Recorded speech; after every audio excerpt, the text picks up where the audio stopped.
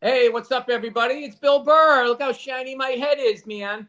All right, so today, Thursday, we kind of got a special thing. Our guest is Duff McKagan from Guns N' Roses, and he has a new album out, and he's on tour. He just crushed it all across Europe, selling out every major city you can think of and every country out there. And now he's coming to the United States, everywhere, Boston, Chicago, Seattle, all of these, Los Angeles. Go see him live. And then usually after the interview, we play in a classic episode of the Thursday afternoon just before Friday, Monday morning podcast. But this week I forgot that I didn't have to do a podcast because I was interviewing Duff, but I recorded one anyway. So that one will be up after. So listen to that one. It's basically you're getting 2 Thursday afternoon podcasts this week. As always, thank you for listening, and go out and go see Duff live. He's amazing. I will be at the show at the El Rey. I think it's November 12th or 13th. Hope to see you there. All right. Hey, what's going on, everybody? It's Bill Burr. Is this the camera? And it's time for the Thursday afternoon, just before Monday morning podcast. And I'm just checking in on you. And look at it, it's videotaped. It is videotaped, which means I have a special guest. And this guy is one of the most special I've ever had. Duff McKagan, everybody, and his band just wrapped a UK European leg of their Lighthouse tour, 24 last week. Listen to this. Sold out stops: Scotland, England, the Netherlands, Germany, Czech Republic, Poland, Italy, Switzerland, Belgium, France, and Sweden. Basically the whole continent. Among the tour's highlights was a very special guest appearance by Sex Pistol co-founding guitarist Steve Jones at London, England's Islington Assembly Hall that saw the two longtime friends and Neurotic Outsiders bandmates joining forces for electrifying renditions of Johnny Thunder's You Can't Put Your Arms Around a Memory and David Bowie's Heroes. He's here to promote a bunch of tour dates here in the U.S. Please welcome the one and only Duff McKagan. Thank you, Bill. Thanks for having me. It's been a long time since I've been on videotape. I know. Well, you know, ATC, man, yeah. We're on the cutting edge of technology. We like to call it vintage technology. Yeah. Your first date that I see coming up here, November 4th. Is that the election? No, election days are always on Tuesday. Boston, Massachusetts, at the Paradise Rock Club. A legendary. Is that the original place? Do you know? I think it is. I think Guns played there back in. We did like a club tour with a band called Easy O. They were Japanese kind of. They were like Kiss. Right. They were on Geffen. We did this club tour of the East Coast and a little bit of the Midwest, and we played the Paradise, 1987. Do you know AC/DC put out a live record there? And then also, when they first were touring the States, before they obviously blew up, and a long time ago, the big radio station there, that's your dog, right? You said that's going to be running around? All right, no worries. I just wanted people to not think that they were hearing stuff. A lot of people, eat gummies before they listen to this. I don't want them freaking out. The WBCN, the Rock of Boston, back when radio shows could break you and everything, they used to have a comedy for stand-up comedy. The hell is it called? The Boston Comedy Riot, and they used to host that there. So there's all kinds of great history there. And after that, you can November 6th. I just got to get your dates out here because I know as much as you like shooting the shit with me, this is business here. You're at New York City. November the 6th in Chicago at Outset, Chicago 8th, the 10th in Denver, November 13th at the El Rey on Wilshire, Los Angeles, 18th in Portland, Oregon. And then look at that. You end in Seattle, the Showbox. I like this with Joey Shithead Keithley of DOA. That's one of the greatest showbiz names ever. Joey Shithead, yeah.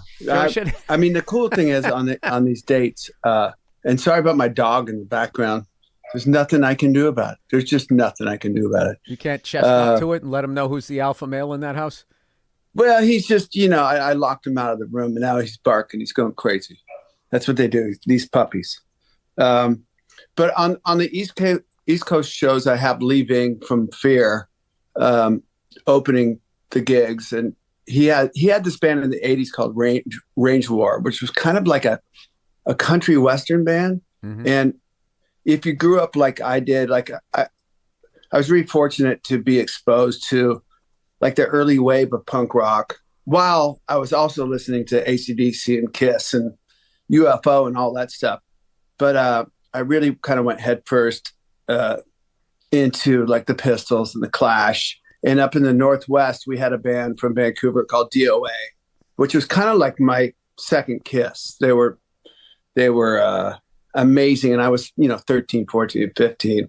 And Joey Shithead is a singer and guitar player from DOA. So having him on the West Coast is a big kind of cool get for me. And Lee Ving from Fear was, he's one of the heroes for me. So that's really cool. I didn't know that you some of the shows with both these guys.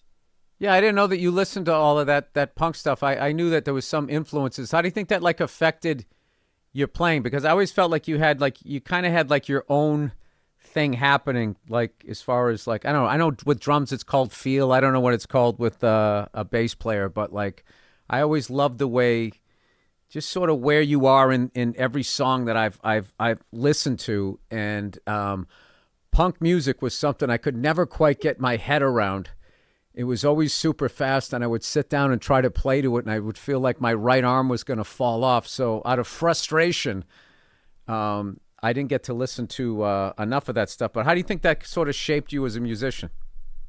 I mean, if you go back to before it got super fast, there was the Sex Pistols, and there was Paul Cook, the drummer from the Sex Pistols, which I think, this is 1976.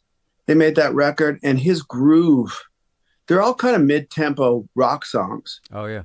Not unlike the tempos, AC/DC songs.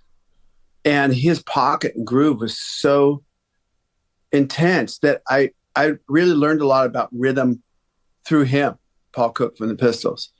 So that was a big influence, and Copperhead and Clash, well as, Sly and the Family Stone. I grew up in the 70s. The James Gang and Sly and the Family Stone and Prince and Motorhead.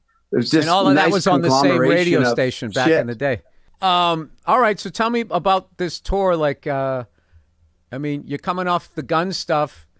You're playing these huge places. It must be an incredible feeling, obviously, to play the huge places, but to come back around and play the clubs and theaters and stuff like the El Rey. I mean, is like a walk-in closet compared to what you're used to playing. It has to be, it's got to be great to just be that close again to the crowd and feel their energy as you're doing your set. Yeah. I mean, I did the Tenderness, had the record called Tenderness that came out in 2019, and Shooter Jennings produced it. I used Shooter Jennings' band as the band that played on the record, and they did the tour as well with me. And we kind of played we went to Europe and played these theaters, small theaters, not like where you play in London, but like 1,200, 1,300 cap. And being that close up, seeing people singing the songs and kind of being affected emotionally by the songs in that close of quarters for me is actually super special, and I get to see it with Guns. I get to see it on a massive scale. And you got to realize, like, everybody that comes to your show, they have their own story, and that's a lot of energy. Like, could be an amazing story that could have saved somebody's life the day before or whatever, and if you take all that in and kind of appreciate who's coming to your shows, it can be a little bit overwhelming. And so playing the smaller places, it's kind of that on steroids. You can see everybody. And I always end up wondering, like, wonder what his story is, or that family who came, what's their story? Why are they here tonight? And I'm appreciative of people spending money and taking the time to come and see something, especially on my solo stuff, like something I do completely alone, like, yeah. I don't know if the songs are good or not. I'm just record them and we mix them, and like, okay, well, we put it out, and hopefully, people will come to the shows, and they do. Yeah, that's amazing. I never thought that you guys were even like, I just thought you guys were just up there being rock stars, that you would ever be looking. I can imagine back in the day when I would go to see Dawkins or whatever, and they saw some, baby-faced kid with this giant orange fro going, I wonder what his story is. It can't be a good one. I think it comes with a little bit with age, or something. And maybe because I had kids and I started to think more outside of what I was doing. I'm not sure. But now I certainly look out and go, you know, yeah, I've met more people in my life. I know people are, you know, everybody's got a deepness to them. You know what's funny? As opposed to just looking out and going, yeah, punters out there. Everybody's got a story. Right. You know, a few years ago, I had like this. I don't even know what an existential crisis even means, but I just know it's always used in this moment. Like I became happy, so I was on stage. Love my wife. I love my life at home. I love being home. And I just started thinking, like, why am I still doing this? Like, and it was this panic attack. Like, I used to need to do it. It was my whole identity. It affected my mood. If I had a good set, I felt good about myself. If I had a bad set, like, I went all the way down to the bottom of the lagoon, you know? And all of a sudden, I was, like, happy. So there was, like, this 6-week period of me doing stand-up, and I didn't even know why I was up there. Like, what do I do this for if I don't want to kind of go out on the road anymore necessarily? And then I kind of, one night, I think I was doing the Roxy, and it just kind of popped in my head. It's like, well, why don't you do it for somebody else, you selfish asshole? Like maybe somebody out there had a tough week and needs a laugh. And then all of a sudden I was like, oh my God, I have a purpose again. That's right. Wow. I'm a dancing clown to take the edge off your week. And it added what I like to think is a lightness to my act, but I just think I was such an angry cunt for so long that like people never see past that, because I recently recorded a special, and it's funny how like they try to like advertise it. It's the rage, ranting and stuff, and I go, I don't think I'm doing that. Maybe I am. I don't know. Yeah, I mean, I followed your career, and you know, especially your kind of like social commentary and stuff. You give us a break, you know. You think for us. You say the things. Oh shit! Well, I wish I would have thought of it that way and said it that way.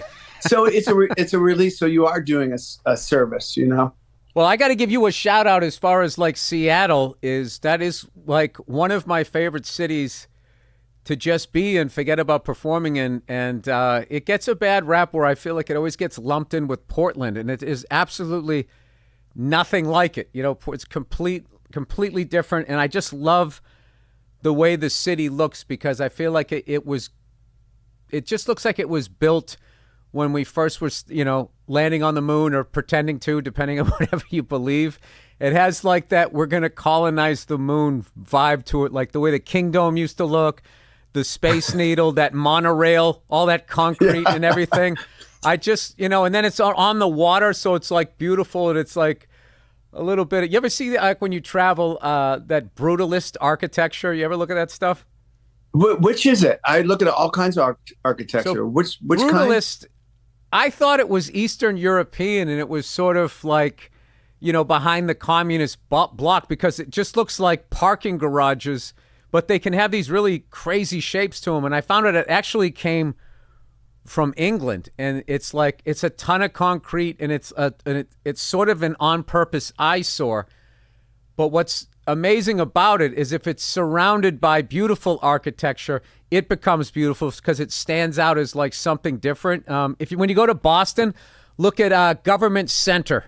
Is a great example of brutalist thing. And I always just remember looking at it as like... Brutalist, yeah, for sure. I've heard of that. It looked like they started to build a parking garage, and they were like, no, wait, it's an apartment. And it's like, no, this is NASA's headquarters. And it's just all sort of stacked up. It's like when you give a 5-year-old Legos, and the stairs, if you walk around when you're out there, they're like long and flat. They're just long enough that it's not comfortable to step from one step to another, but they're too short to take 2 steps, and it's just brutal. Even the stairs. An analogy. Yeah, they're like brutal. Amazing. And I always make when I was going to college there, and when I would cut through or whatever, or if I was doing a spot and I was like running over to Nick's, I remember always going up those stairs, going, "These are the fucking worst stairs I've ever been on." I'm like, who designed these things? There's like an NBA player designed it. Like this is how they are in his house. And then all these years later, I found out through going to some of those cities that you just sold out on your tour. I started seeing this architecture. I'll send you some photos. Please do. It's kind of, it's you know, being with your punk rock background, I think you would really appreciate it because, you know, punk rock sort of thumbed its nose at, you know, beautiful songs and whatever was going on in music. Like that style of architecture was definitely thumbing its nose because everyone was trying to come up with something, ornate and beautiful and whatever. And they're just like, no, the world is a cold place and this is the building you will live in. Hey, man, I did grow up with the Kingdom, that might be a semi, entering the brutalist territory of architecture. 100%. I went to one game there when I was on the road. That's how I dealt with the loneliness of being on the road. Is I would just try to go to a sporting event. And you remember This Week in Baseball with Mel Allen? Yes, of course. Bump, and he would do all the highlights. And this is before ESPN, so whenever they would show like once a week, you get to see the highlights. So whenever they showed like somebody hitting a home run in the Kingdome, there'd always be somebody scurrying across that weird. So it was the multi-purpose venue, football and baseball. So they would like push the bleachers underneath the other bleachers to create like an outfield wall. So I went out there and when Ken Griffey was still playing center field, I deliberately sat out in the outfield seats because I wanted to run down that alleyway, the aisle to chase a home run ball. Didn't happen, but incredible and incredibly loud too place to see a game. Probably not hard to get a ticket at the Kingdom. It for was the Mariners, maybe. It wasn't then. It was not then, and it was also where was that as far as like in the history? It was the late 90s, so it was after that great 95 team you had. Late 90s. Okay. Yeah. Right. So you still had all of those guys, but I think Edgar Martinez, you had Edgar, he was playing. You had Dan Wilson. I don't think A-Rod was there yet. It was before the big steroid home run thing. So it was sort of like in between those Buhner, years. Jay Buhner, maybe? Yeah, it was a while ago. Was he there yet? Yeah. I people don't know, Duff is a huge Seattle sports fan. I've seen you do the 12th man thing at the Seahawks game, which I always trash the Seahawks because that stadium is bullshit. Like they made it to deliberately hold in sound. And just as a Patriots fan, I know if we did a stadium like that, they would have made us tear it down. Yeah, well, good Patriots win last weekend though. That was cool to watch. And I bet against them. This is how I've been handling Did you Patriots. really? Well, this is how I've been handling them losing is I just bet against them every week. So at least I win my bet. So I love, and then they beat the Jets. So either way I win. Either way, that's how you handle your team sucking now is you put a little money on them to lose. And, if they lose, you still won some money. But if they win, the worst is if they cover the spread and they still lose. That's when you got to go out and go take a walk or whatever. But, who would ever thought that Aaron Rodgers Jets things would play out the way that it does? It's and I don't think anybody is 100% to blame. It's just the franchise is just cursed. Like I don't understand the moves that they make, and it's a it just seems like one of those marriages back in the day where people go out to Vegas and get hammered, and then they're just all right, they're like we're going with Aaron Rodgers, and like 3 days later they want to annul it. So I don't know. Hey, I just realized if I'm nodding my head, yes, it doesn't really translate well to a podcast. Oh, nodding your head. Well, with our technology here, how about this weird videotape? Right. Well, what about this weird AI camera now that if you move, all of a sudden there's like an AI director in there, like sort of panning around with you? Like I was in a writer's room yesterday on a Zoom thing, and my back was hurting me, so I laid down on the floor, and I was thinking, this is going to be weird. I'm not going to be on camera, but I'm laying down. And the thing literally, the camera went down and was like showing me on the floor. And it was just weird because everyone else was sitting, so I had to get up and get back in the chair. I don't know. What do you? Can I ask you a question? Speaking of the Kingdom, go ahead. So they built that place. I think it got done in 1976. So I was 13. I'm like, wait, all of this was for this? This monstrosity. It was just super weird and kind of Seattle. At that point, like, of course it's going to be weird. But I saw Led Zeppelin there. No, you didn't. I can say that I saw Led Zeppelin. And Wait. I saw him at the Kingdom. Is that video they always show? They always show John Bonham playing, and he's got the Adidas Dragons. You remember those? He had the blue and white ones. You were at one of those shows? Yeah, it was 77. I'm not sure if that was a Kingdom show, but I saw Aerosmith on the Rocks tour there as well. There was certain big shows at the Kingdom early on, but to get used to the sound in there, like you had to like, by the time I saw Led Zeppelin, I knew like get on the floor and you got to kind of just be over to the right a little bit and underneath, you know, something else. And you might be able to hear it all right. Other than that, it was just like booming everywhere. How did those guys even play? Because they didn't have like in-ear monitors or anything like that back in the day, right? Like there was no click. They just went out and just started playing and it would just bounce off the arena ceiling, right? Well, if you look at Zeppelin, especially, like no matter what size the place they're playing at, they're super close to each other. You know, they're like playing like on a club stage. So I think they just played to each other and let whatever else happen. So let me ask you this: you're going to go see Led Zeppelin? I don't. First of all, Aerosmith rocks. That's probably the greatest like album and tour to go see them on, and anything seeing Zeppelin was incredible. Oh man, if I was a few years older, that would have happened for me. By the time I came around, all of that stuff, because I grew up on that music. I grew up in this great neighborhood where all of my friends had older brothers. I was born in '68, and all their older brothers were like, 4, 5, 6 years older than us. So how we got into Zeppelin and Aerosmith, and I still remember when Van Halen 1 came out. I went over a friend of mine's house, and his brother was playing it on a record player, and I just remember just hearing. I still remember where I was when I heard it, and I was just like, "What is that?" Like that sounded like it was from like outer space. But it always kills me that I wasn't just 4 or 5 years older, so I could have actually gone and seen like when I didn't start going to concerts until '86. So by then, you know what I mean? So I was like 17, 18 years old. So I missed the Back in Black tour. I missed the Van Halen 1. I missed the 70s Aerosmith. I missed Zeppelin. I missed sort of all of that. But I saw your guys' whole era, and one of my big regrets is, I think I was going to school and I couldn't make it. You guys were on your first like sort of big tour, and you were opening for Motley Crue. And I was living in North Carolina at the time, and I couldn't see it. And it's like, all right, I'll see these guys.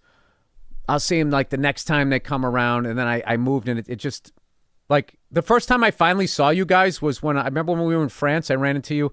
It just so happened. Was that the first time I had ever seen you guys? Yeah. Like I had gone to see like solo stuff you guys did, but I never saw you guys all together. Oh, and when you guys did Use Your Illusion, I had a ticket, and my older brother, some girl broke his heart, and he was just head in his hands, and I was going, all right, take my ticket. Come on, man. I can't watch you walking around like that. So then I missed you on that one, and then all the stuff happened, and then I was just like, fuck, I never saw him. Like, you don't understand, like, how I'm sure maybe you do, like when I was born and when you first came and your band came, was like what you guys meant to us. Speaking of what we touched on earlier, that was like the album of the decade and spoke to us because as much as we were all part of the same generation, like even you being a few years older than me, just the bands that you saw versus the bands that I saw, like, when you were seeing bands, I was too young. And by the time I started seeing bands, you were in a band out in LA. So there was all like these subsets. So like, when you're that young, 2 years is a long time. So as far as it's all, dude, all has to do. I think about that. Like my influences, we talked about it earlier and how it really shaped me. It was also the time I was born. And when I got like a paper route, I got a paper route at like 11. So I had some money where I could start buying concert tickets and stuff. I think I saw Led Zeppelin when I was 12. We started going to gigs really early because I had 7 older siblings. So I think my mom at that point was like, just let him go. He's going to go anyhow. Yeah. But also in Seattle at the same time, 77, 78, they started having these $1 concerts at the Paramount Theater. And those $1 concerts were Iggy Pop, The Clash, the Jam, like all these, the punk and new wave sort of wave of stuff. And so we went to all these gigs for $1. I mean, who can't afford $1? You got a paper route, you can go. And Dude, so if you those had a paper $1 route, concerts, you were and people rich who are man. my age in Seattle remember this stuff, the $1 concerts. So I had Zeppelin and I had Iggy Pop, you know, and they were both just as great to me. That's, I mean, you know what's funny? I had a paper route too, from 3rd grade all the way to 9th grade. And it was the greatest job ever, because all my friends were always like broke, or they had to, you know, try to get some money from their parents. And I always had money to, like, you know, if I was even just like going to school, if I wanted extra food at lunch, you just call it getting doubles. You know, if they had the burger, you'd get doubles, so you get 2 burgers, double order of fries or whatever. And I always had the money to do that. And I've always, like, I didn't have money, but I never didn't have money. From 3rd grade on, I had enough to do what it was that I wanted to do. And my thing early on was actually going to like sporting events and stuff like that. So I kind of had the thing that you had, where, you know, you were a crazy Seattle sports team fan. I had that with all like the Boston teams, and my thing was going to the Boston Garden for the hockey games, which I got to ask you, did you ever play the original Boston Garden? Do you remember? I think we did. With where the Celtics played, right? Yep, Celtics and Bruins, and those were the old school barns. Yeah. Where now, because of safety or whatever, and maybe obese people, I don't know what, like, you can't have this stairs of the upper deck. You can't have them be that steep, is what they said. So like, but on those old, you know, hockey barns and basketball places, like, you felt like if somebody pushed you, you were gonna fall down onto the ice. So they were like, it was like Thunderdome when you came in there, and I saw AC/DC with Cinderella at the Boston Garden, dude. It was one of the best ever. It was the Heat Seeker tour, and I think Long Cold Winter for Cinderella, which is hilarious. I can remember that. I lose my cell phone 20 times a day, but anything from the 80s is just this vivid memory, because it was so great. So I don't know. Like, yeah, I think we did. To answer your question, I mean, me to remember everything. Like, you've done a few shows, Duff. You've done a few shows in your career. 92. But I think we played there because I remember the parquet floor. Mm-hmm. I remember seeing, maybe it was back, maybe they had it picked up and it was in the back, and I'm like, oh, there's the parquet floor, the famous with the Celtics parquet floor. My producer Andrew just looked it up. March of '93, you guys played the original. And even has a set list and everything. No way. Yeah, everything you've ever done is or anybody's ever done is on the internet. So tell us a little bit about your album. Is there a place where people can download it? And we can move some what do they call it, like cyber albums, like some streams. There we go. What is the terminology nowadays?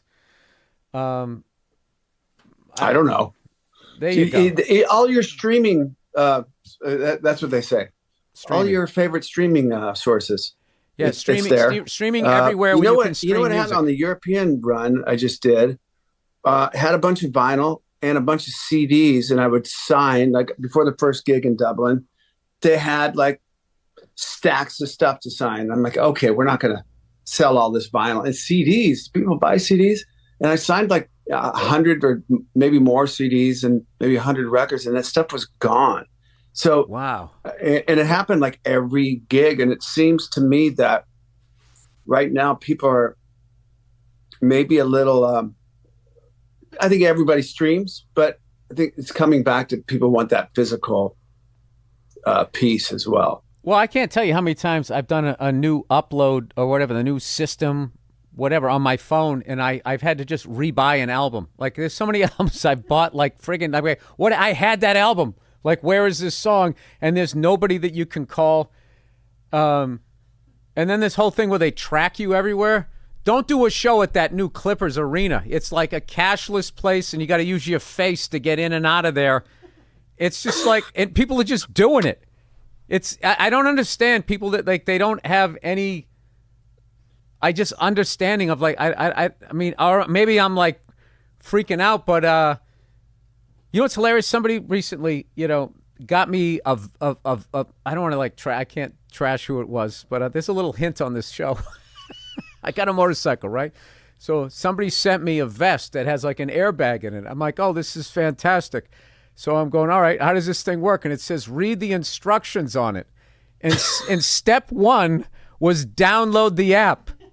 It's like, this is not a vest. It's a fucking tracking device. And they're just trying to like, every place you go now, they're trying to like, just get any information they can out of you so they can bundle it. And it's another revenue stream, Duff. And they're just trying to it's like, I mean, if you don't realize that you're being tracked by getting a phone and getting an iPad or getting a computer, you got to just be, I've got nothing up. I don't care if somebody's tracking me. They are. I mean, whoever they are. But if somebody at Apple wants to know where I'm at, they can figure that out in 1 millisecond, You know what my favorite thing is that you can turn it off. Like they can't turn it back on. You know what I mean? It's like, oh, I'm on the internet. I'm in incognito mode. It's like, oh, are you? Like, how do you know? How the fuck do you know? You just take a thing and you just slide it. I actually do care that they're tracking us because I just feel like at what point do you feel like I have no problem with people being in control of me. I have no problem people running things. I don't know how to do that, so I don't have any problem with that. But my it's like, how far are you going to take this? Can you just fuck off for a second? You walk into places, we don't take cash anymore. It's like, that's not legal. And then it's like, well, then you have to have the exact amount. It's like, no, I don't. So I don't know. This is becoming a different podcast, though. My girls grew up, to this. So you and I grew up in a time when there was no cell phones. There was a pay phone. There was no computers. There was no internet. We had to have coins at the payphone to make a phone call if we were on tour. Yeah, subway tokens. You know what I'm saying? And so we're like, the tracking thing to us is like, we just carry it around with us, this phone. We carry around our tracking device, and my car. My car. You download the app. I mean, Audi knows where I'm at. For sure, everything. You know what I like? I like when the phone talks to your car and then it cross pollinates or whatever it does, and it figures out where you live. Yeah, it's fucking. Yeah, Susan has a thing on her Tesla that the GPS, she knows when she's pulling into our garage, and it shuts her side view mirrors. That I hate new cars. I hate them. I'm like, I bought a Jaguar like an idiot, and it's already overheating at 40,000 miles. So I got to get out of this thing. I guess it has the same engine as like the Range Rover. I don't know if that's true, but this is the okay. internet, Yeah, so they can't sue me. So I just through the cars that my wife gets, she gets, she's had a Tesla, now she has this electric vehicle. So she when she walks out, like the doors automatically unlock before she gets to the car, and then like this symphony is playing this sustained note of music. So when she lollygags, when she has something to do, it's like you just listen to this, this sound. It's just like, it's just a fucking car. It's like doing too much. And anytime I back up, it's just going beep, beep, beep, beep, beep, beep. It's like somebody, it's like a mother-in-law yelling in your ear. And I used to be able to back up a car because there weren't any blind spots, but now because of all of these cameras, they don't care how they design it that way. And I can't even get a car between the lines anymore, because back in the day you could see the lines as you pull up. Now you got to be looking like, it's like dead reckoning when you're flying, if you don't have your gauges or whatever, you got to like look at the two lines to put it in. I'm going backwards. Like I want to get something from the 2000s. And I just, I got enough issues with stress and everything. I don't need my car bringing anxiety every time I'm like and misreading a blade of grass or like a branch hanging down as a person and just screaming in my fucking ear. It's just like my car. I got to back it out of my garage. I got a new car this year, and I had like a Ford Explorer. That's been my favorite car. Like I had, and I keep my cars for like 10 years. I don't care. It carries equipment, and it's an awesome car. But Susan was like, you can get a grown-up's car here in Seattle. Like something we can go out to dinner. Like, okay, yeah, you're right. She's already got an SUV. Okay, so I looked around and I got this car that I have, this Audi, and it's a great car, but I have to back out of my garage, which is one thing. It's two sides, and then I back out. We have a gate, and I back out of that. You open the gate, and my car, it's like a panic attack backing out of my driveway. And I think something's coming. Somebody's walking down the street or what, I'm going to hit something. And, I backed out of that garage in an Explorer 5 million times and never hit anything. So this car's much smaller. I think they're just like, you ever do like of course you have. You've done like one of those business calls, conference call, right? Yeah. And you're on there for a half hour, whatever. They're figuring out how to promote whatever tour you're doing or whatever. And you're just waiting to wrap it up. It could have been done in 8 minutes. For some reason, it's taking 30 minutes. And right at the end of the call, when everybody's wrapping it up, all of a sudden, somebody who hasn't said shit for a half an hour starts talking. And they're just talking to justify them still having a cubicle. They're like, oh, my God, the conversation is going to end. I need to say something. And then they just throw out whatever they can think of. And you have to act like it's a legitimate point rather than some panic response. I feel like that's what the car is doing. Like it just needs to make mouth-breathing morons who have a better car that doesn't yell at them if they sit in somebody else's car. They're like, oh, I want my car to go beep, beep, beep, beep, beep when I back up. I want to be cool. Yeah. Like my wife, when I bought my car, I keep cars forever too. Like I'm 56 years old. I'm on like my 5th car. I drive them for 10 years. Change the oil and all of that shit. My whole thing is to pay it off, drive it into the ground, and same. Yeah. So when I got mine in 2016, I ordered it because I wanted the color that I wanted. So I ordered it in June. I got it in October. It was exactly what I wanted. And my wife, who had a nice car, when mine opened up, this was the new technology. It opened up, and where you go to step in, it said Jaguar, and it like lit up. Yeah. It lit up in blue neon. She's like, what's that? I like that. I want to get something like that. So I'm like, oh, God, what did I do? I think, I'd be honest with you, I think we're at the end of technology as far as like what we need. I think it was great by the mid-'90s. It was fine. And now they just keep adding. Everything is so just over-designed. Yeah. I don't know. Like this, what does this have to do with you crushing it on the road here? No, it's okay. We can go off into gray areas. You know what I did notice though? The heavier this podcast got, the quieter your dog got. I think we freaked it out with our dystopian tales of cars. Yeah.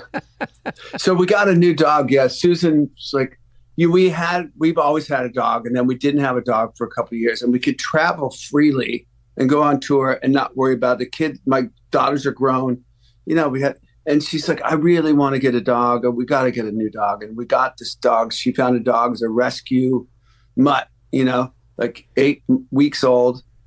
And he's adorable as it gets. He's a good little guy, but he takes all of the attention.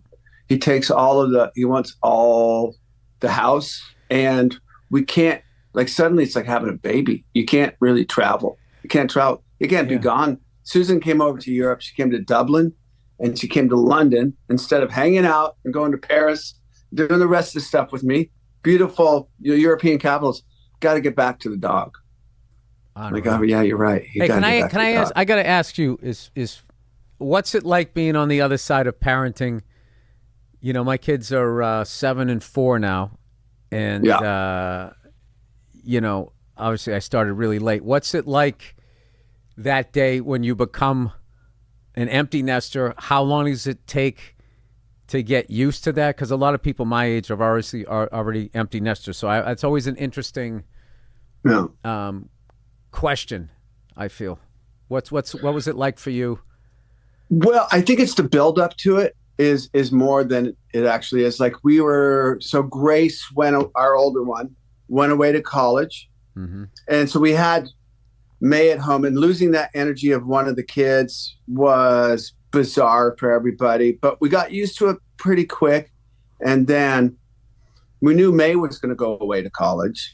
you know, in a couple of years. And when she did, we went and dropped her off in New York City. That's where she went to college. We, you know, did the Target thing and the Bed Bath and Beyond down on 14th, you know, and got her moved into her dorm.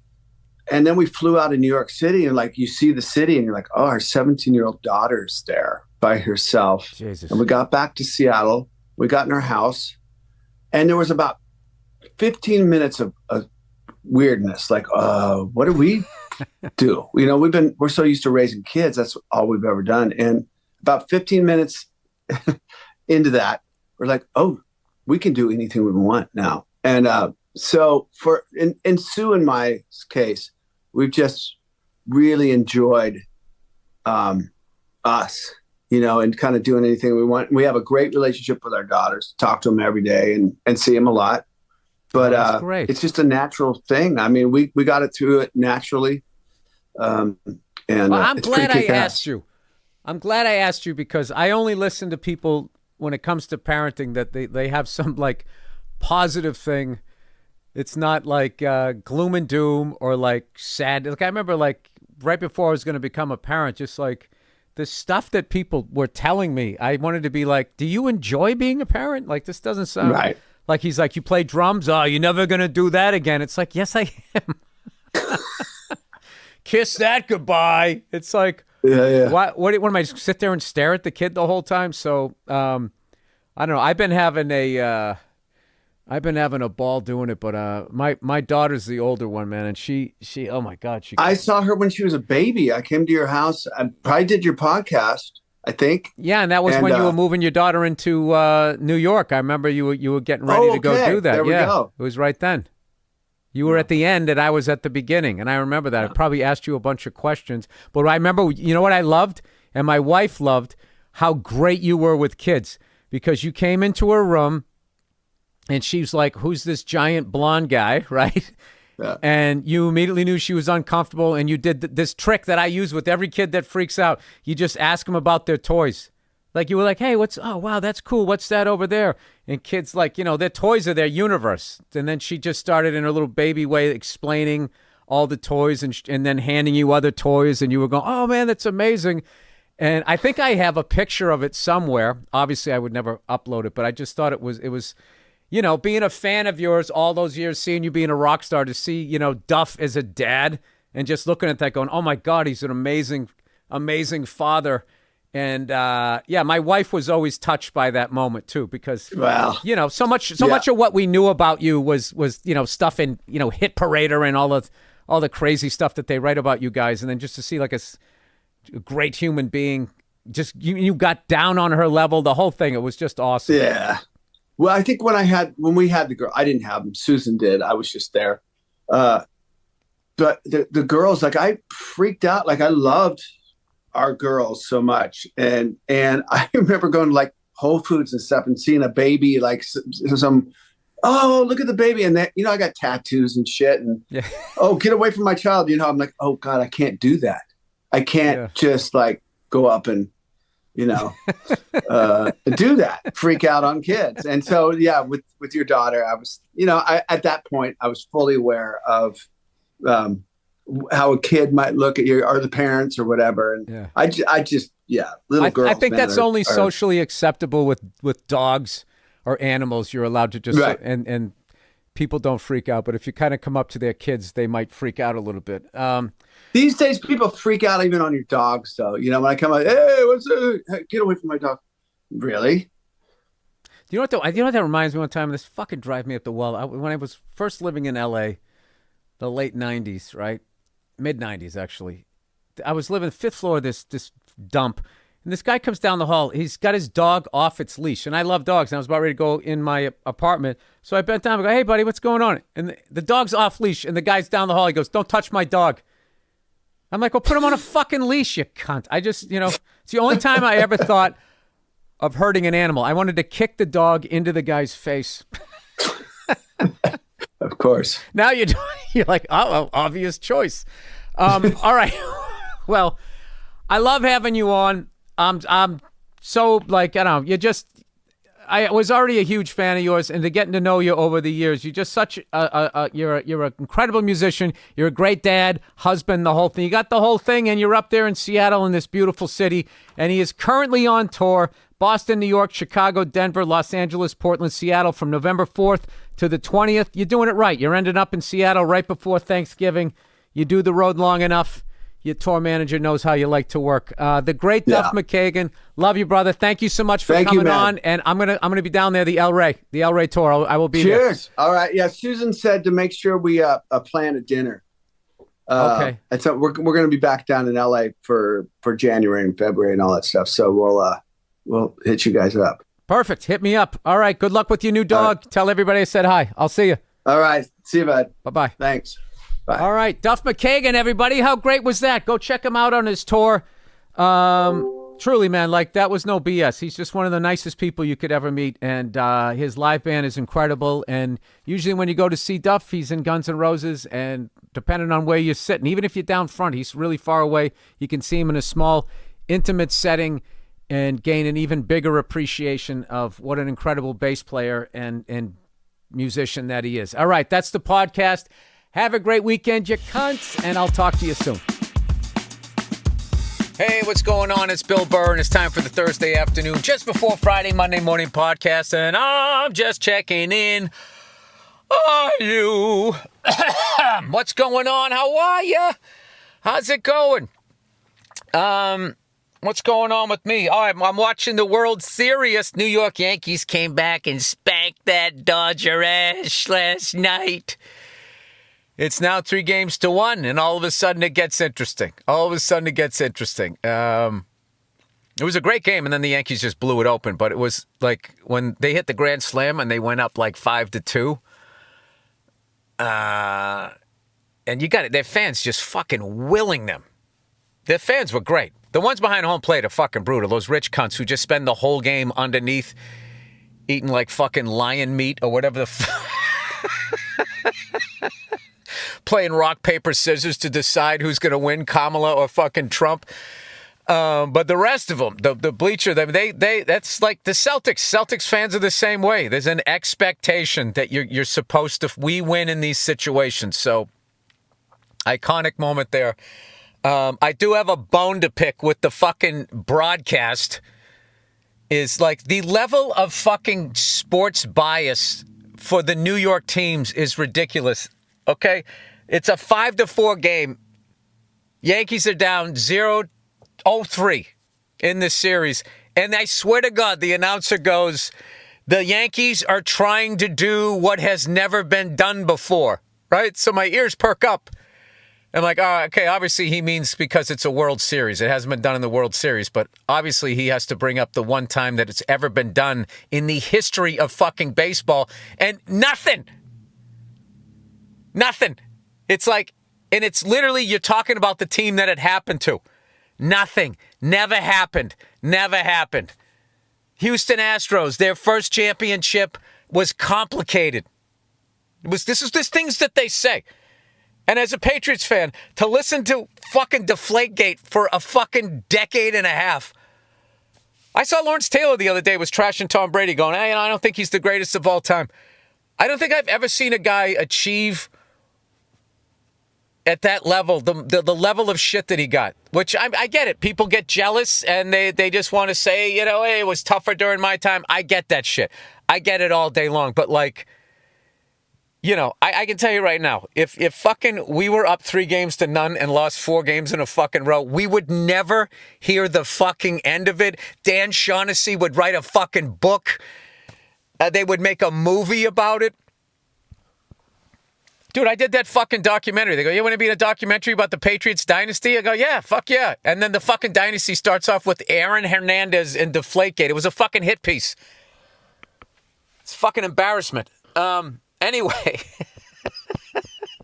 but just me as a sports fan, I am really excited that there's going to be another game. I love October baseball, and that Yankee fan base. Like I'm telling you, like even as much as you fucking hate them, I don't give a fuck if you fucking hate the Yankees like I do. You got to give it. Their fan base is fucking ridiculous. Like Like I was sitting there like nervous for the Dodgers as like when they get behind that fucking team, it's like I'm telling you, they're like the fucking 10th man. That bullshit about the Seahawks 12th man fucking horseshit that they actually stole from the Aggies. I think they had to pay him like a settlement. They literally just fucking ripped it off. Why is this guy looking at me? Please tell me he's not going to fucking talk to me. I'm sitting in my car right now. This guy's just fucking glancing at me like he's never seen somebody alone in a car recording a podcast. I mean, what? It's probably the microphone. He probably thinks I'm a Fed. Oh, Billy the Fed. He's a fucking rat. He's wearing a wire. He's got a giant microphone right in his face. So anyway, now the series gets interesting. I think Game 5, that's a fucking must win. You're not going back to New York and they're looking at tying the thing up. That is the fucking amazing thing about a 7-game series. You're down 0-3 and it seems like you got 10,000 fucking miles to climb up this mountain, and then you win one game, and then all of a sudden it's just like the other team's like, wait a minute, if they win the next game, we're then looking at a possibly tied series. Like that's how fast it can happen. So who knows? It's getting it just got way more interesting. It got way more interesting. Now, shout out to the Dodgers. When they're down 5-2, they did not fold 5-3, 5-4, and I was going like, this team is like fucking Jason in Friday the 13th. You're running away and they're just walking you down, and it's inevitable you're taking that machete to the head. But I missed when the Yankees blew it wide open. My kids were going to bed, so I got to read the books and all of that stuff. So anyway, it's fucking great. I wish it was more of a series, though. I will be honest with you. I wish it was kind of like, what were they, 4 games in? I mean, 2-2 would have been great. But anyway, now you got this big story. Ugh. But here's the thing. Because me, I'm just being a fucking a cunt, right? Because I love the Dodgers, but I hate Laker fans, right? So I know that they'll be happy if the Dodgers win, right? So there's a part of me that wants to see them lose, but then I know if the Yankees come back and they win 4 in a row, not only will they never bring up the Red Sox, because they're like, this is the greatest thing that ever fucking happened, because it's in New York, which I'm not exaggerating either. Like the level of fucking bias. Oh, we all know if you're hitting 350 in New York, everybody fucking knows it. If you're hitting 350 for the Texas Rangers, people are like, what's that guy's name? And then also like the fucking bias where like, I'll never forget that time I was in New York and on the cover of the Post, they were fucking trashing the Patriots. The Cheatriots are coming to town, Deflategate and all that shit. And on the back page, I swear to God, they're like, A-Rod hits his 600th home run. I'm like, wait a minute. I thought you guys, I thought you guys were irate about like everything not being above board. So anyway, who knows? Now, and then what's great too is the Dodgers got 2 days to fucking think about it. Ohtani hurt his shoulder. That's the worst. That's the fucking worst. I hate when a team, you want to beat the team when they got everybody healthy. But can you feel bad for a fucking $330 million team? This is kind of like Walmart versus Kmart or whatever. The Doug Stanhope bit that everybody loves. Rooting for the Yankees is like rooting for Walmart. I don't think that's the case anymore. That was the case in I would say 99, 2000, right to about 2005 or whatever. Just those awful years when A-Rod and Jeter, you had the 2 best shortstops in the league on the same fucking team, and one agrees to play third base. Those were the bad years. But other than that, nobody's spending more money than the Dodgers. So I don't think that holds water anymore. So anyway, Billy Freckles is coming back to Boston. He's going back to Beantown. What do you say? I'm doing Comics Come Home Saturday night, November 2nd, I believe is what it is, right? what's today? Today's the 30th, 31st, Halloween. November 2nd. I'll be there with Dennis Leary, Bobby Kelly, Lenny Clark, and some other people. I don't know who. I forget. I got the old brain there. So I'll be doing that, and then I have some other things that I'll have to do that I can't talk to you about until next week. That's just how it works. And then I have my tour. I have a 1-week tour coming up. I'm working. It starts in Ojai, and then I'm going up the 99. I start in Bakersfield, and I go all the way up to Stockton, and I'm playing all these old Fox theaters on the way up. And I got my new hour and 15 that I'm going to be working on, and I'm really, really excited about that. And then I come home, and it's fucking Thanksgiving. So Ojai is going to be great because I'm playing this place, the Libby Bowl, whatever the hell it's called. It's like a little... Wait, is that the name of the place? I don't know. It's a little amphitheater. And you know what's funny is I flew up there. Flew the helicopter up there. There's no place, there's no helipad. There's nothing up there. And I was flying over it. I was trying to see the place. I looked at it on my Google Maps there, and I couldn't find it. But I went up there a number of years ago with my lovely wife, so I can always find where we stayed, and I can always find the downtown area, but there's too many trees around that. You know what it looks like? Do you know in Boston they have where the Boston Pops used to play on the half shell? It's like a little half shell thing, like right on the Charles River. I'll be playing that, and that's just going to be it's going to be a fun run of shows because it's like a week-long tour, but at no point do I ever leave California. So, there's nothing worse. You end a tour and you're in fucking Newfoundland. You're like, oh my God. I got a fucking 9-hour flight back. Whatever. Connecting in Minneapolis. All right, plowing ahead. And other good news is the presidential election it's almost done. It's almost done. You can all get on with your fucking lives, and it will be fantastic. And it's getting down and dirty. All right, fucking Trump is done with the debates. He doesn't like some broad coming in telling him what for, slapping him around the kitchen. He doesn't like that stuff. So now he's just going hardcore with the fucking immigrants every fucking 4 years. These immigrants. That's why the middle class is shrinking. It's not billionaires not paying fucking taxes, getting rid of all the fucking jobs so they can fucking get some more whores and yachts. It's not them. That's not who it is. I love how they act like immigrants come over here and then they just become fucking doctors and shit. You're an illegal immigrant. What are you doing? What job are you fucking taking? And then meanwhile, these tech nerds. Stop calling them tech bros. They're tech nerds. They're the ones. Like that fucking Spotify guy. He took all the music. He took all the fucking music. I bet he can't even fucking turn on a record player. He's taken all the fucking residual payments from all these amazing musicians in the music that they made. He gets the fucking money. He's a billionaire. He's a billionaire, and everybody else can just go fuck themselves. But I'm telling you though, you got to watch out for these immigrants. You got to watch out for these trans people. I mean, they make up 1% of the population. Oh boy, oh boy. Oh, what they're going to do. I mean, you can't walk 10 feet without seeing a trans person.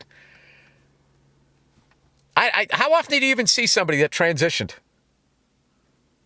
I think there's more redheads than there are trans.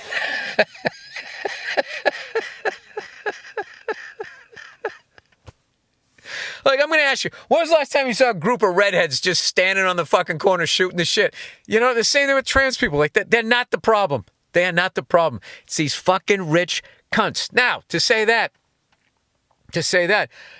both sides are going to blow the rich people. I don't know. I feel bad.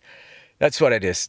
I just feel bad because this guy they're both saying that they're going to turn this shit around, and neither one of them is talking about why we're in this situation. They're not talking about the money behind the money.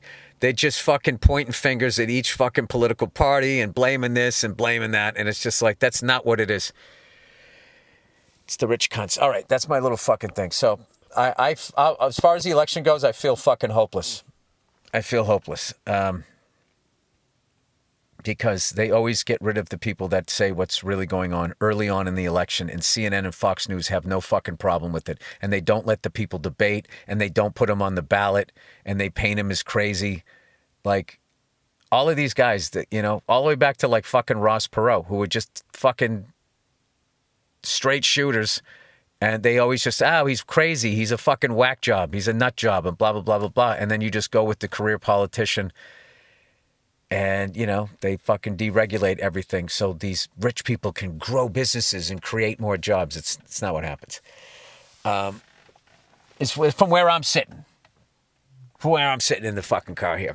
All right. So I had a bad morning, dude. My kids woke up and they wanted donuts. So we never get donuts. And I've always said, you know, if you wake up and you start your day with a donut, you're basically saying that someday you just want to be bedridden. Like, that's the road that you're on. So I don't fuck with donuts, right? So I go into the donut shop, all right, to get the donuts. I have a little fucking text message that says what my daughter and my son and my wife want. So I order those. And then I look down and I see this maple fucking donut, right? And it's one of those long ones that I'm like, that's too much. I was like, you got a maple donut that isn't like a raft? Like, doesn't look like a fucking footboard on a Harley. You got you got something a little smaller. So she's like, we have a buttermilk maple one. And I go, all right, let me get that. So I come back to the house. My wife made some scrambled eggs. It was fucking hilarious. My kids, they were eating eggs and having a donut. The only thing they needed was black coffee, and they could just fucking do a shift as a police officer, right? So they're eating like cops, and I don't fuck with that donut. I don't fuck with that donut. I make myself a little cup of tea, right? Billy tea bag, right? And I have a couple sips with that, and I just was like, you know, it'd be good. One bite of that donut will be good. I took a hit off the crack pipe, and that was it. I'm walking out the door to bring my kids to school, and I'm fucking finishing off the donut. So, I don't know, but it was just one. Every once in a while, just have a donut, you know? That's like, if back in the day, if you said that on the Oprah Winfrey show, she'd be like, I like that. Every once in a while, have a donut. Yeah, huh? And she look at the crowd and they'd be like, yeah. And then you like write a book. And next thing you know, you're like the next big talk show host. Like, that's how it happened. Right? You would just say something that just like fucking, you know, I can't remember what the example was. She would always just be like, I like that. I always felt bad for her. You know, even though she was like a billionaire, I just always looked at her like she's out of her fucking mind, just like me. But she's like, 40's hot, right? 40's the new 30, right? You remember when women do that? 50's the new 40. No, it isn't. You're 50. You're fucking 50. Your vag is half a century old. What do you... Do you remember that? That was a thing in with personal trainers for a while. They would do this thing and they would be like, okay, you're 36, but your body is 39, when they would do like your fat percentages. And then you'd work out with them and then they would be like, now it's only 38. Now your body's 34. I mean, you're just doing the right thing here. And then they would literally get... It's just like... You're 37, your body is 37. The only thing you can be is in good shape for a 37-year-old, or in bad shape or regular shape. But you don't become younger or older. You could fucking do heroin and smoke 5 packs of cigarettes unfiltered a day. You're still 37. And they could say you did the damage. It's like you're 70. It's like you're 70, but you're not 70. But these personal trainers, okay, who don't have any sort of a degree, as far as I know, You know, whenever I went to a personal trainer, I never saw, like, you know, with those suction cup things on the back of a degree, and they stuck it on the mirror so you knew that this person had the credentials to tell you how old your body was, despite the fact you know what your birthday is, you know, and your age, right? I love scams like that. All the way back to the best one ever, which was they have weapons of mass destruction. No, the best scam ever was when they were going to fucking name a star after you. And there was all of these people who lost loved ones. And these fucking assholes were like selling them stars up in space. There it is, right up there. And as you looked up, they drove away with your cash. Oh my God, did you see the stand-up for cancer last night in the middle of the fucking World Series game? You know, sports, the escape from the tragedy and the horrors of day-to-day living. Let's just remind everybody that everybody here, and everybody had this sad look like, I miss my friend Jerry. He died of cancer. And it was bad enough when they used to fucking do that. Now they've actually added sad music underneath it. They play sad music. So I know somebody in the crowd cried. They went to a baseball game and somebody cried. They made him cry, like an Oprah Winfrey interview. Like, who in that stadium doesn't know cancer exists? Stand up to cancer. Like cancer is intimidated. Like, oh shit, they're on their feet. Cancer's excited. Good, they're on their feet. They're using up their energy. This will make it even, they're weaker now. This will be easier. Should be lay down to cancer. Get 8 hours sleep to cancer. Eat some fucking organic food. So fucking ridiculous. Stand up to cancer, and then these fucking assholes can turn our food supply into what fragrances? That's another thing. Car fresheners and all that. Do you know, like, they don't have to say what's in them because they're trying to protect their secret formula? Like, if somebody found out what was in Polo cologne, they would be making a fucking pot of it at home. So then, like, I guess they're like these unbelievable amount of carcinogens. Like, you know, that poop spray, because no one wants to smell the leftover poison that comes out of your ass after you eat the shit food over here. Then they have more cancer-causing shit that you spray in the air to kill the smell of fermented fucking toxins.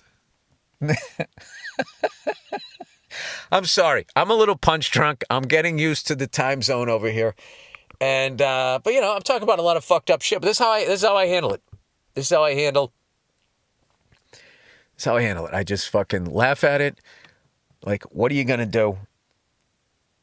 What are you going to do? Right? Oh my God. My wife and my daughter fucking raked me over the coals for cursing in front of them. Oh, you know, I came back. I was making breakfast. I was jet lagged, right? I couldn't find the oven mitt, and I had made a Dutch baby, and I was taking it out of the oven.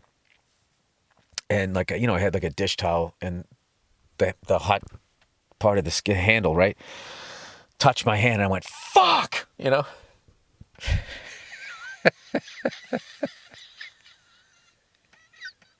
And this is the greatest dad moment in my life was nobody asked me if I was okay, but they criticized the words I chose to use after burning my hand on a skillet, making them breakfast. I got raked over the coals. I was sitting there apologizing while running cold water on my hand. Sorry, everybody. Didn't mean to upset you. I'm just cracking myself up today. You know what it is? This is a trauma response. I was supposed to take the whole fall off, and I don't know what happened. Now I feel like I'm not even home in November, and I am somewhere in my brain. I'm really sad about that. So what I do is I just act like an idiot because then I don't want to fucking deal with it. Here's something a friend of mine posted the other day. This is the donut, everybody. I got sugar in me. Thank God I didn't have maybe I should have had a coffee to fucking, would that have leveled it off? No, caffeine gets you jacked. That's weird because I don't put any sugar in it, so I feel like it's going to be like flat me out. I started drinking coffee again when I was over in fucking France. France is not a coffee country. And they were trying to say that they were, and I was like, you're not. You're not. You're just not a coffee country. I didn't get one. I found a good place over there. Bonjour, Jacob. Was good. Okay? You know what was amazing? Was to be in Paris and see a fucking Starbucks. And I was just like, wow, they think that's imported coffee. Like, it's imported. Oh my God, it must be good. It's like, Starbucks is the worst. They're not even trying. They just burn the shit out of their bean. There you go. Get the fuck out of here. Put some whipped cream on top of it. We own the night. Starbucks. Anyway, I just literally forgot what the fuck I was talking about. Where was I meandering towards? Not Paris coffee. Before that, we were talking about the donut. That's it. It's gone. Just like that. Just like that. Another moment that could have happened on the podcast. You know, I'll bring it back. It's called The Weave. You know, guys, I'm going to be honest with you. I'm thinking about getting a hair system. You know, and I want to get a bad one. I'm not going to be like everybody else and fly all the way to Turkey. Just out of curiosity, what exactly is going on in Turkey that everybody's like, this is the place to go to get a hair transplant? Is it really the place to go? Or are you just that ashamed that you're going to get hair stapled into the top of your head and you want to be as far away as humanly possible? You know, it'd be funny if that was the reason everybody went out there, was just because they were so ashamed. Like, you couldn't just walk into Cy Sperling and come walking out. You know what's funny about Cy Sperling is you went in with no hair and just came out with hair. That was it. It didn't like slowly grow in. They were toupees. You leave work on Friday, right? Fucking bald. The horseshoe, right? The hair on the sides. And people see it. They see you're a little giddy and a little nervous. Like, what's going on with this guy? He doesn't have the usual sadness that he has on Friday afternoons where he knows he's going to be alone with his own thoughts Saturday or Sunday. There's a little excitement. You think he's got a little puss on the side? Good for him. You know, some chick out there probably has a fucking horseshoe bald fetish. Who knows? And then all of a sudden he comes to fucking work on Monday. He's just got this shag rug. That was the thing, too. It wasn't subtle. Cy Sperling fucking threw down. You left Friday, you were bald. You came to work on Monday, you were Greek. He gave you like statue hair. Like, you ever see those Greek fucking statues? Everybody's got those fucking black. Well, they're not black. They're white. They're white, but you know what it is. The whole dude is powder fucking white, which is funny to me because those people are like tan. So I don't know why they made all their statues of these people looking like powdered sugar. I mean, they're fucking whiter than me. Like, if I ever got signed to do copper tone for whatever reason, they just thought, like, you know, we're gonna like, what do they call that? Casting against type. They would stick me next to two fucking Greek statues, so it would seem like it actually worked. All right, here's a question for you. This guy's coming down the fucking street. I don't get how these leashes that are like 3 miles long, it has a handle on it. You carry it like a transistor radio, and then like the dog takes off, it becomes longer, and then the guy's able to make it shorter. I don't know. Everything is so fucking overly designed. Like those electric fucking toilets. I swear to God, I've almost broken like 5 of those because they're sexist. Like the level of effort it takes to keep the fucking both seats up. Like the second one, like the bottom one that you sit on for your ass there, it just keeps fucking coming. It's like you got to like fucking, you know, you got to face wash it like 3 fucking times. It's like NHL playoffs. You got to like set the tone with it before it finally stands up. You can take a piss. Look at that guy walking down this steep fucking hill. walking down frontwards. That's when you know you're young. You get older, you got to walk backwards, or somebody has to bring the car around. That's too steep an incline. I that's going to create bone on bone if I walk down that. However, if you back the fucking car up, that could work. Speaking of which, I told you my Jaguar's acting like a Jaguar. I didn't realize they have the same engine as the fucking Range Rovers, Land Rovers, and those things notoriously have all kinds of fucking problems with overheating and that type of thing. So I got the car fixed though, and it seems to be running all right. But you know what I'm doing? Everybody used to do when they had a carbureted engine is people used to let a car warm up before they drove away, and because if the engine was a little cold, it would stall. That's why people did it. But the reason you're supposed to do it is you want to make sure the oil is up to temperature. Because when the oil is cold, it almost like coagulates and it's like sludgy. So it's not lubing the pistons as they thrust through the fucking chambers. So I've started to do that now. And I've noticed on my idiot gauge, it has like the temperature, and on the bottom, the top, it has the red. And you pay attention to the red, but on the bottom, it has blue. I was like, I never paid attention to that. I'm like, oh, this is fuel injected. I can just start it. And I've been watching these things. These have been coming because I've been talking about how I have to keep getting my fucking car fixed. So my phone's listening. So now they're on Instagram. They're sending me all these things about mechanics and shit. And the one that they were talking about is, first of all, they were talking about the worst car to buy. And like the top two were always Jaguar and Jeeps and Range Rovers. And I was like, fuck. So anyways, but I saw this one mechanic where he goes, yeah, no, I always let my car warm up before I drive it. And then another thing too is whatever they recommend you change the oil in, divide that in half. So if they say once every 5, with the synthetic oil, once every 10,000 miles, sometimes they say crazy shit like that, 5,000 miles, just cut it in half. Because they want you to wear out your engine, because they don't give a fuck what we're doing to the environment. They just want to make more money. All right, that's it.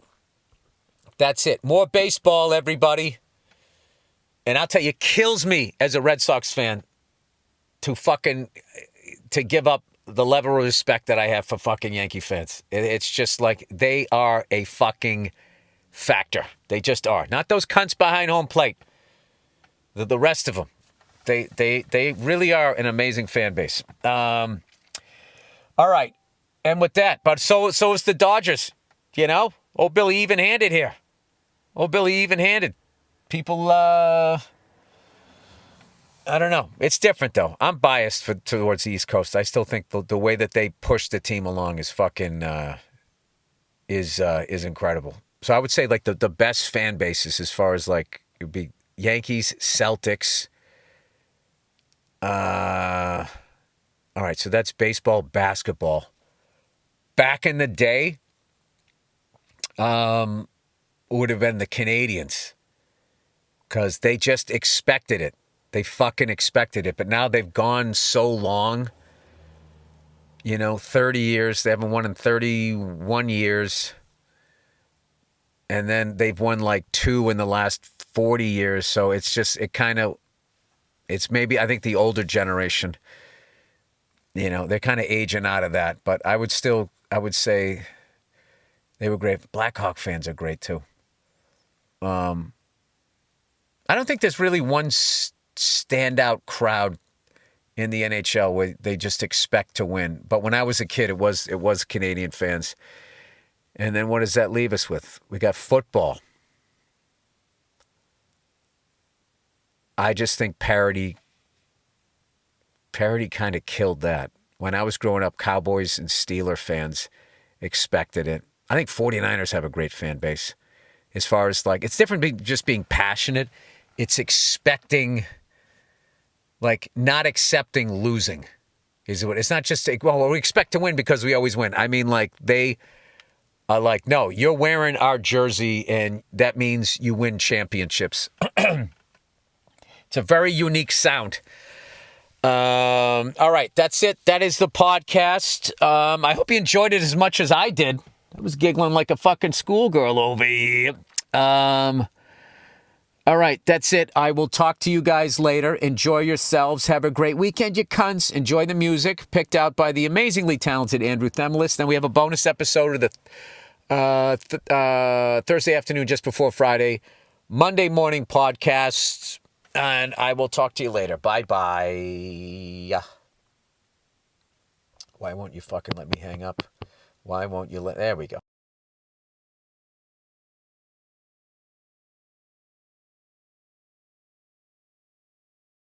Hey, what's going on? It's Bill Burr, and it's the Monday Morning Podcast for Monday, October 31st, 2016. What's going on? How are you? It's Halloween, everybody. Happy Halloween. Oh, happy Halla-fucking-ween. Happy Halla-fucking-ween. Da-da-da. You're a fucking teen. You're too fucking old for candy. What's the cutoff? What's the cutoff tonight when the kids come where you just want to be with some of them and just be like, dude, you're too fucking old. Cleo, get out of here. I'll feed you in a minute. Go on. I'm telling you, my cutoff is somewhere around like fucking 12. You know? Even around 10. They just start saying little wise-ass, cunty fucking things. You know, that's the hardest thing about being an adult around a kid is they think they're so fucking smart. And it's just like, douche, I was your age. I've been 10. I've been 12. Okay? Then I've been 20, 30, 40, almost up to 50. All right? You dumb fuck. Do you think I don't know what you're doing? Do you think you're playing with my mind, man? I mean, you just want to say it to them. You remember everybody's got to have that. Do you ever have that fucking adult that just fucking... You know, when your parents weren't looking, just looked at you and just told you to shut the fuck up.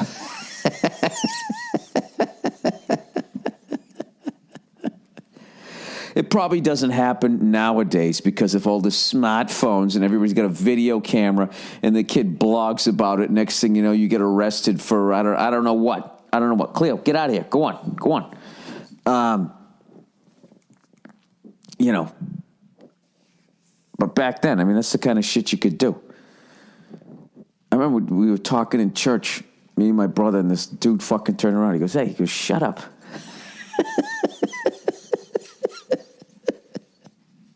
He just said that. He goes, will you shut up?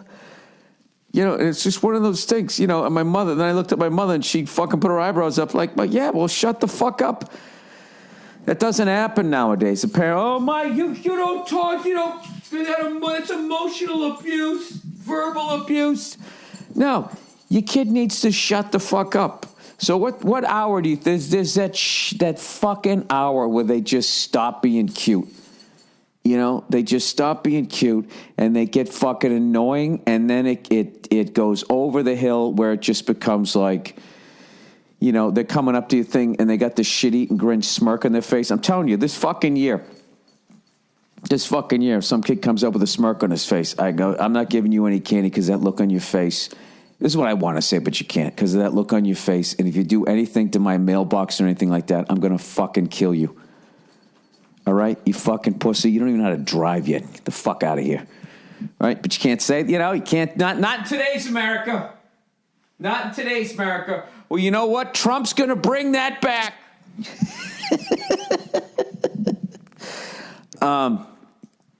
I've had such a bad experience, like all my life, I've been looking for something.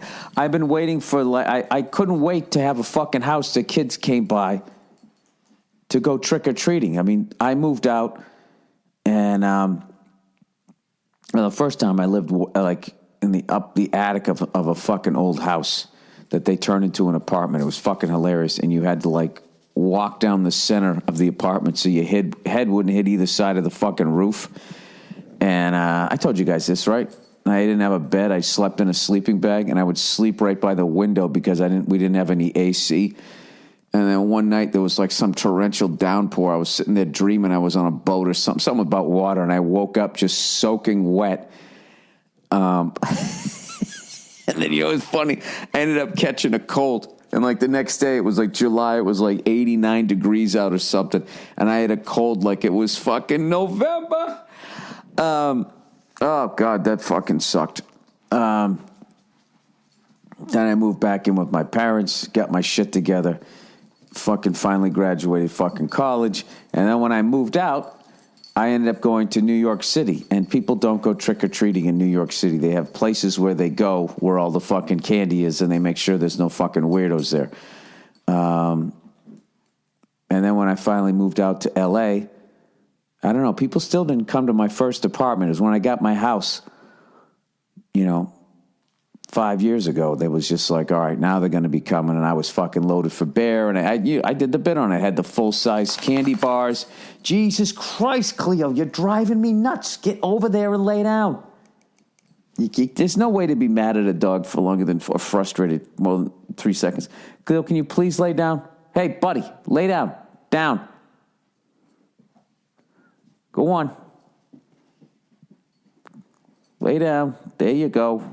And the follow through. Thank you. I already can tell she's not going to sit there because she's laying down, but she has her ears up and she's just staring at me. You know what it is? I had to get up early to do this fucking podcast because I got a bunch of shit that I need to do. So anyways, people finally started coming to the fucking house, and that's what I found.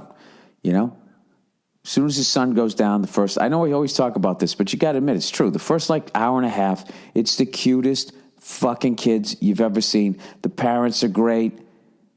It's just like I don't know. It's fucking awesome. The kids are adorable. And then somewhere around, I don't know, between 7 and 8, it starts switching over, and there's just nothing but cunts.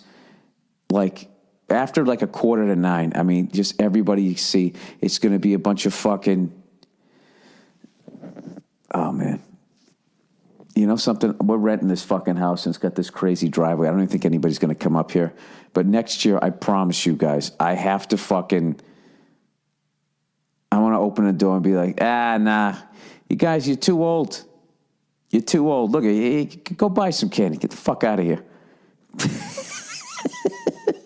But then you got to worry they're going to fuck up your house. Even if they don't do it that night, they're going to do it another night. Just be like, come on, man. You guys are too old. Maybe I'll just lie and be like, sorry, I'm out of candy. How tall are you? 5 what? Yeah, I'm out of candy. What do you got? Yeah, you're not 4'11". Fuck out of here. You're 5'1". Bait it. Or you know what you do is what's the worst kind of fucking candy? What's just a shitty old lady kind of candy? That's what you do. With the fucking fruit in the middle of it, like real fruit. Oh my God. I don't know about you guys. I don't know what grandmothers are like nowadays, but when I was a kid, man, my grandparents had the worst fucking candy. At least one of them did. And then I had a paper route, and then there was a bunch of old biddies and shit that, a couple that never got married and shit, or their fucking husband died. And they'd always have this little candy. Yeah, have a piece of candy, right?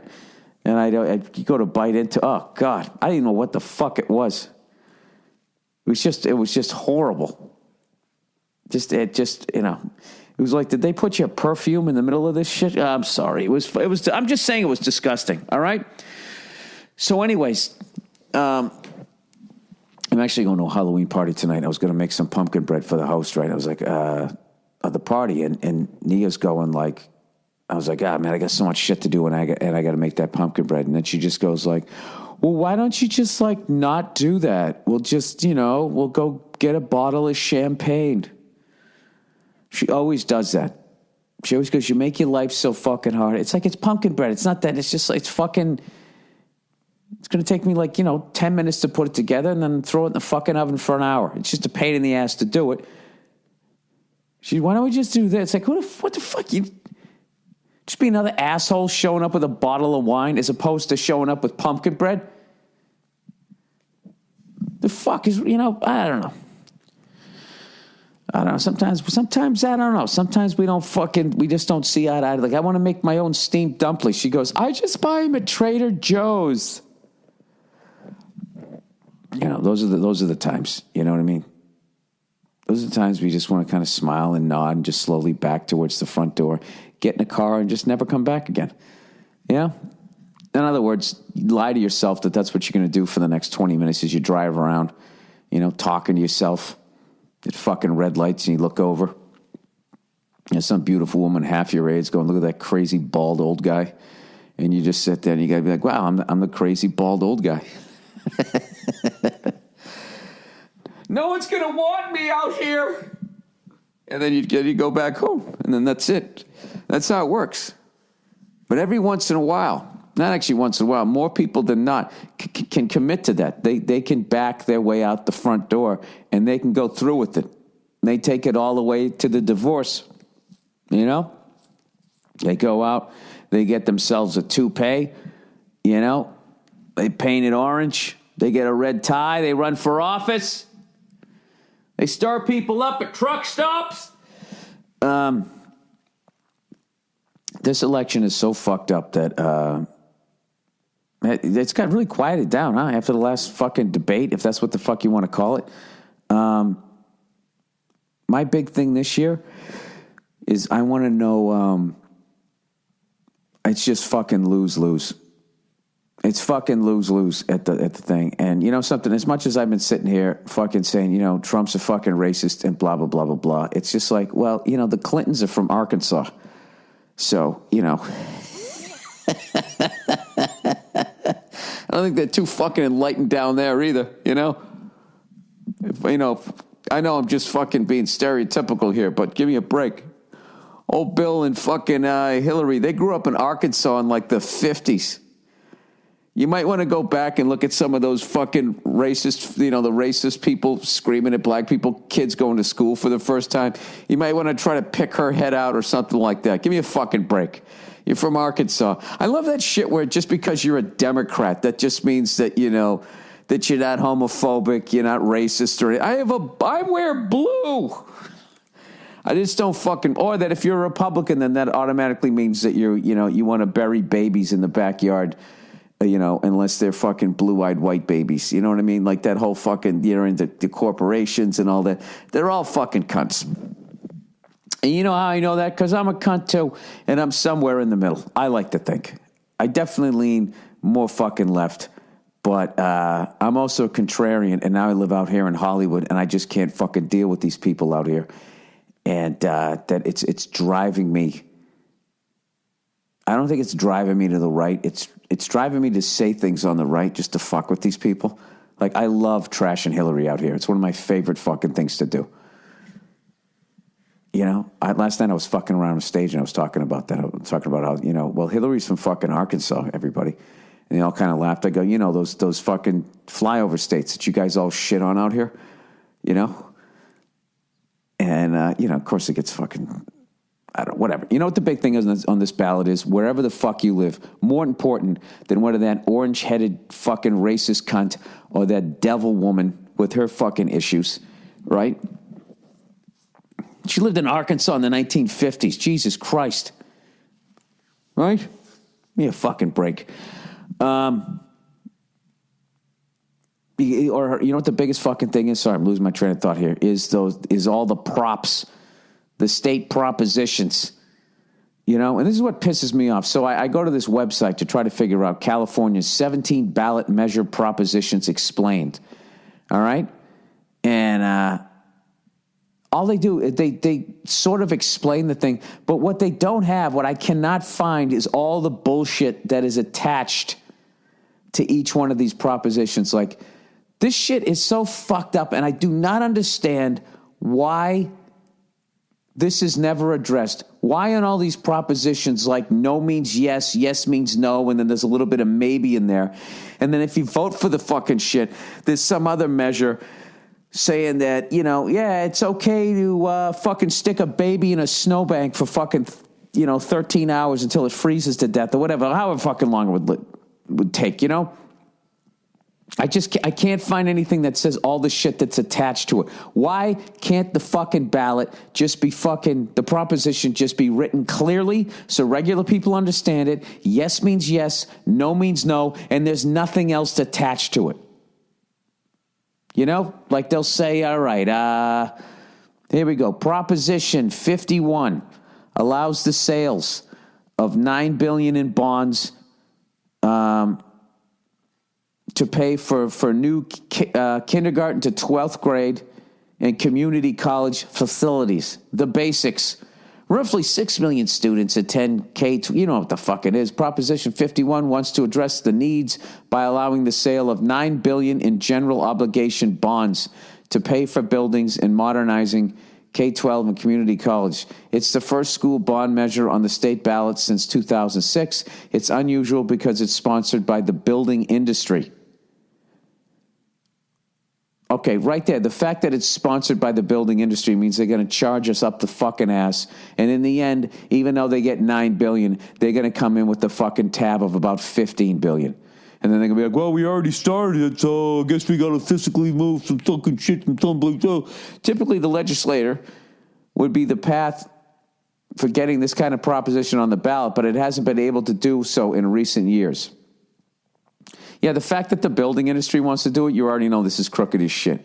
What you're voting on, about $7 billion, nearly 80, see, look at this shit. $7 billion would be allocated to the K-12 thing, and what, another $2 billion would be for the community college. I got to read all of this shit. Supporters include developers, builders, school board officials, and business groups. I don't like any of those people.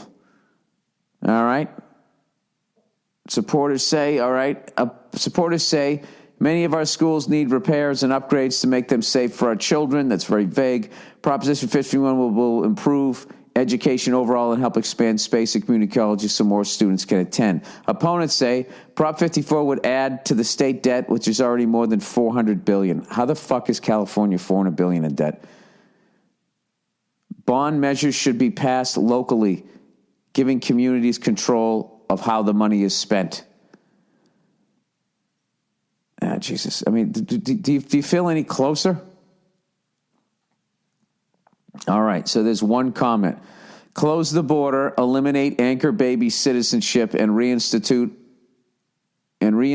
of all provisions of Proposition 187. And let's talk about building more schools. Sorry, I used to always vote yes on these. Now Sacramento has changed my vote. I always vote no on school bonds. Quid pro quo, baby. What does quid pro quo mean? Where the fuck is it? Quid pro quo meaning. I love that everybody else is as dumb as me. A favor or advantage granted or expected in return for something. That doesn't get me any close to understanding it. Quid pro quo. Jesus fucking Christ. What am I on Law and Order here? Quid pro quo means an exchange of goods or services where one transfer is contingent upon the other. English speakers often, is this tit for tat? Yeah, Jesus fucking Christ. English speakers often use the term to mean a favor for a favor. Phrases with similar meanings would include give and take, tit for tat, and you scratch my back, I'll scratch yours. Quid pro quo. I guess that's the fucking snooty way of saying that shit. Well, let's go back to close the borders here so I can try to figure out what his fucking point is. Oh, I get it. Close the fucking borders, and then I'll give money to this. All right, I see what the guy's saying. I don't know if it's right or not. All right, fuck politics. All right, you know what? I tried. I fucking tried. Old Freckles has not flipped out about technology, and I figured out how to watch the NHL on my phone because somebody in the room knew how to do it, and they walked me through it, and at one point, I started to get upset because I go, it's not going on. He goes, what do you mean it's not going on? That's supposed to go on now. I go, and then I started to get mad. I go, why would it go what? Why would it go on? It's me. If I fucking done it, just brought it down, bring it down. You know what I mean? Like you ever see somebody like revving up the engine, ready to do a burnout? And then I brought it all the way down, you know, before the tires stopped moving, and I realized that was not the tires. I was actually burning out the clutch. That's one of the most disgusting things you'll ever see is somebody trying to do a fucking burnout. And I don't know what happens. I still don't quite understand. I've never done one. I just never wanted to beat the shit out of my car. I basically get it with the stick shift. I don't know how you do it with an automatic. I've watched fucking the videos. But it's basically you get your RPMs up, you let the clutch out, and then you stomp on the fucking brake. So your tires are already fucking going. But somehow if you fuck that up, you let the clutch out, and you're revving the engine, and your tires aren't fucking moving, and then you burn out your clutch. And I don't know what that smells like, but the smoke is evil looking. All right, let's move on here. Oh, did anybody watch the Patriots game yesterday? Cleo, get over there and lay down. Every O isn't about you. Go on, go lay down. Go lay down. I can't even fucking begin to tell you how much I enjoyed that the fact that the fucking Patriots beat the Bills yesterday. I didn't say this because I take beforehand, because I take a nod. I get what Bill Belichick does in his press conferences, where he's like, I'm not going to say anything negative about anybody. I'm not going to give you any advantages because you fucking fat cunts in the media are going to take this and give bulletin board material for the other team. I got to tell you, watching the fucking Buffalo Bills when we played them, when we had a third-string quarterback with a broken fucking hand or whatever the fuck was wrong with him, how they got in his face before the game was such a Bush League fucking move. To the point, like, I've always liked Buffalo. I might be done with that franchise. Like, I used to give a shit. They lost 4 in a row. Now I'm just like, you know what? Fuck them. It's like you're that insecure that you're not going to win the fucking game, that you got to try to pull some shit like that. And I was just like, but then I was just thinking, you're like, you know what? 2 great things happened. We lost, so now we don't have to deal with the pressure of the fucking undefeated season, all of the extra media hype that comes if New England's going undefeated. If you're fucking Indianapolis with old fucking, what the fuck's his name there? Peyton Manning, you can be all the way to 13-0. Nobody's saying nothing, man. They're right down the street from them cows, right? So you took that away. And then also I'm like, the Patriots are going to beat the shit out of this fucking team the next time because of that bullshit. Because I know in-house they must have talked about it. And there you go. You get 41 fucking points, whatever the fuck we scored against you. Having said all that, I'd like to say a lot of positive things, like Tyrod Taylor's like impossible to fucking tackle. I know the Bills had a bunch of fucking injuries, and I'd make those excuses, but they don't give a fuck. Those fucking animals. They don't give a shit. They were talking all kinds of trash to a third-string quarterback like they were coming out on the field getting ready to lose another fucking Super Bowl. I love that you're fucking ringless. I love that you're 4-3. Hey, Buffalo, we're on our way to the playoffs. See you next year, fuckos. Woo! Oh, I enjoyed that. I really fucking enjoyed that. Fucking Rex Ryan told them to do it, too. Oh, God, I've been waiting to go off on this. You fucking get out there and you fucking, because we're the best fucking in the fucking AFC fucking East.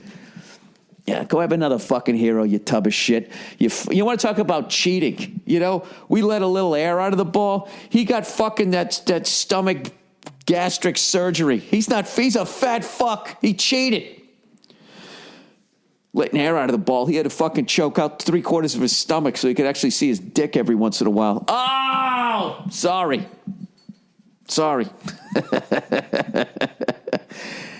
Anyways, yeah, I got to tell you something else. The fucking watching this World Series, I've gone back and forth about who the fuck I'm rooting for. I mean, how do you do it? One team's waiting fucking 70, not quite 70 years, right?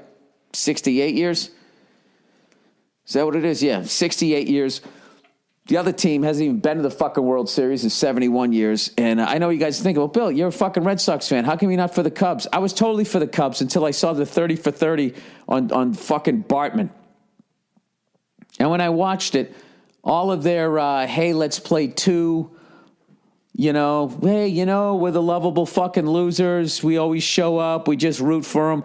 All of that went out the window. The way that they fucking, what they did to that kid, I just looked at that shit going like, that's exactly what would have happened to that if someone in Boston did that, New York, Philly, Cleveland. These Cubs fans, for all their fucking, Mr. Smith goes to Washington, fucking apple pie and Chevrolet way that they do. They're just like us.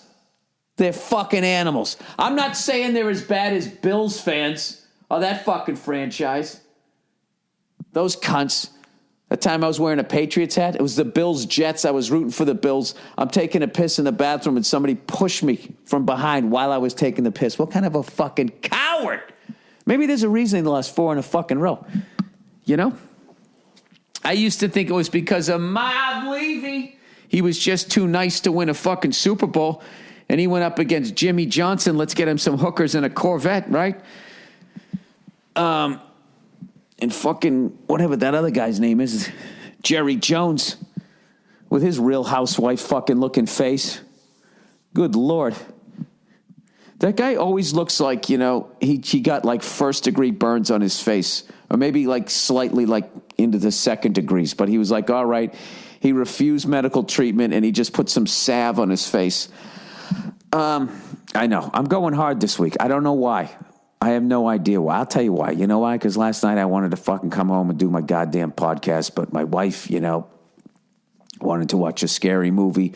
So I said, okay, let's watch it. So we started watching that Baduka Duk Duk, whatever the fucking that thing is. And I got about 40 minutes into that movie. It's like, honey, I don't want to watch the rest of this. All right? I hate watching scary movies because I buy in. I fucking buy in. And I'm just like, I don't want to watch this thing terrorizing this woman and that kid for the next fucking 90 goddamn minutes because I know neither one of them's going to die. I know eventually they're going to figure out how to put Baduka Duk back into the fucking thing, and then they're going to do something with the book that lets me know that there's going to be another one because they're always, fucking horror movies can never just fucking end. You know what I mean? Every one of them, they got to get greedy, like Friday the 13th, part fucking 97. You know what I mean? Nightmare on Elm Street. They did like 20 of those. Hellraiser 15. Evil Dead Part 6. They just want to keep fucking going. And I don't know. I just don't like fucking sitting there having anxiety. And with each scene, they're gradually going to ramp it up. The first time, it's just a little bit of knocking. And then there's a shadow. And then, I was just like, I got a bad feeling this thing's going to kill the dog. And I don't want to fucking see that. All right. They already foreshadowed in the book that's what's going to happen. They kind of showed you basically with the pop-up book. Fuck off if you think I'm ruining this. This is like paint by numbers. Every fucking one of them. I'm getting upset because I just hate. So I was like, I don't want to watch the rest of this. So she ends up shutting it off. And then she's like fucking pissed. She's like fucking pissed at me. And it's just like, I like Westworld. My wife doesn't give a fuck about Westworld. I'm still on episode 2 because every night I want to fucking watch it. She's like, nah. I want to watch The Real Housewives of fucking St. Louis or whatever the fuck it is. So anyways, let me get back to the Cubs thing. So, right out of the gate, not only is the country, it seems, for the Chicago Cubs, it's kind of having this vibe of this foregone conclusion that they're kind of going to win this thing. So I have family, or I had family back in the day, out in Ohio. My grandmother worked for the Cleveland Press, and way back in the day, I had family, I just had family out there, right? And so growing up, I kind of was, I was always a Red Sox fan, but, I kind of, through my relatives, also kind of rooted for the Indians. You know what I mean? Like I didn't mind the Indians, even though they were in our division way back in the day. That and the Tigers, you know what I mean? Just because of relatives, cousins, and all that shit. So I was just like, I kind of like the fucking Indians. And, that Steve Bartman shit, like the level that they took that to, that's exactly what would have happened in Philly and all this shit. If it happened out in L.A., that poor kid would have got killed. You know what I mean? Or San Diego, or Sacramento, or Fresno, or one of these fucking lunatic fucking cities out here where they take sports. Oakland, way too seriously. San Francisco,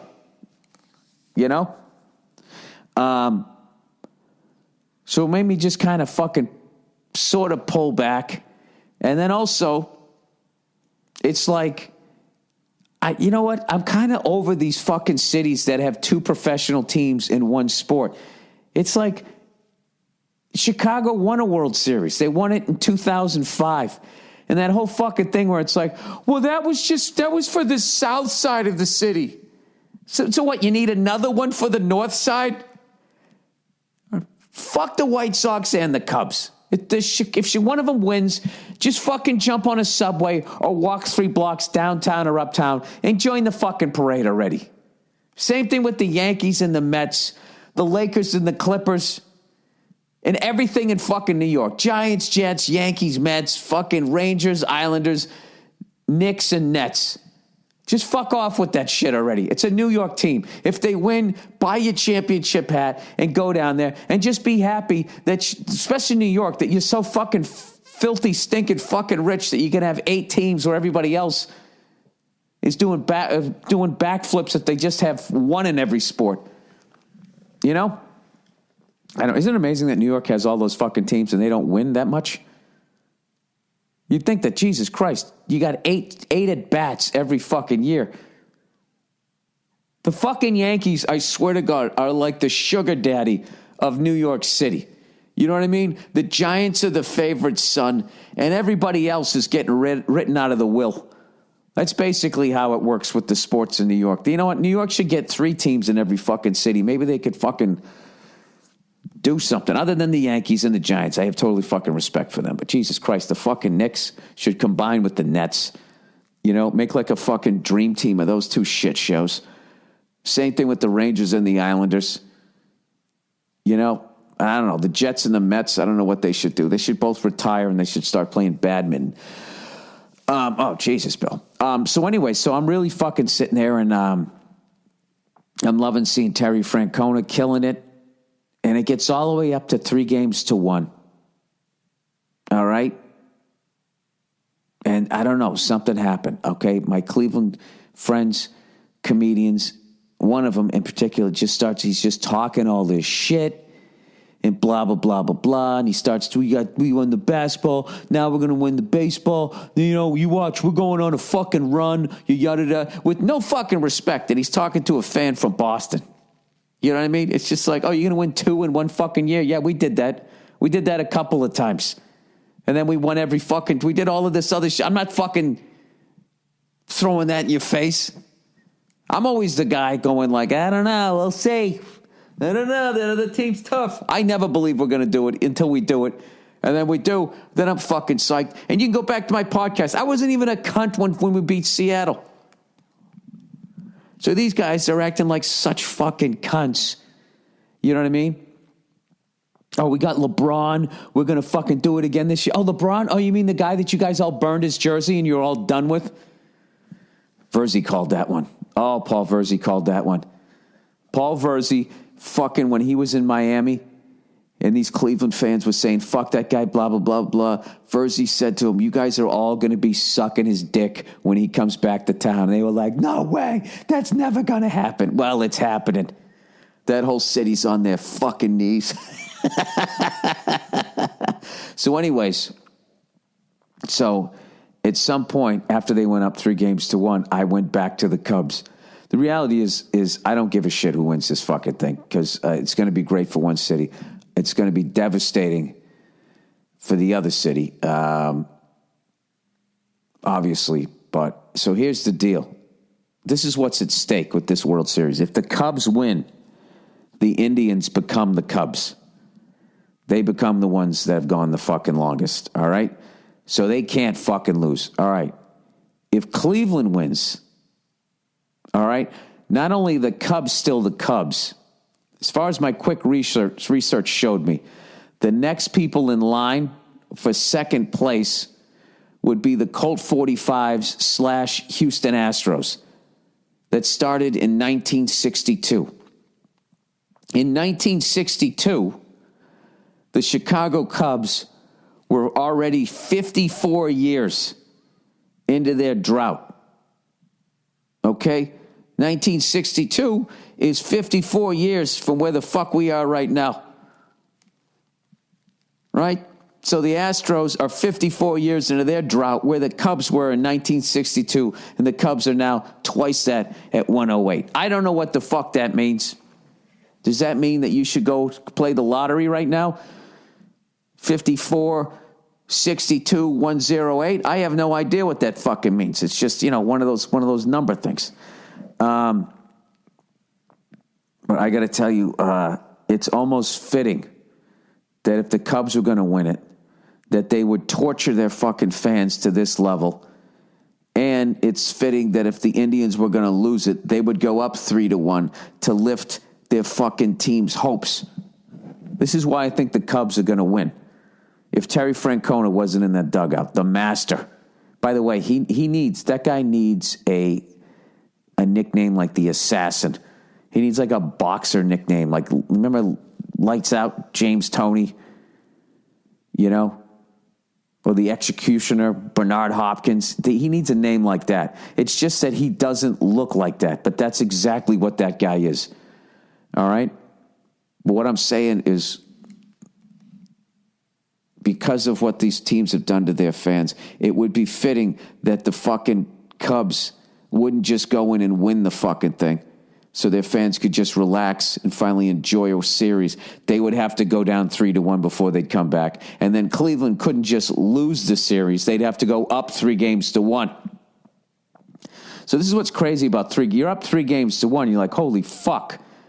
You're starting to take the wire off the champagne bottle at that point, right? But then all of a sudden, you fucking lose game 5. And just instantly, it's like, holy fuck, if we lose the next one, it's all tied up.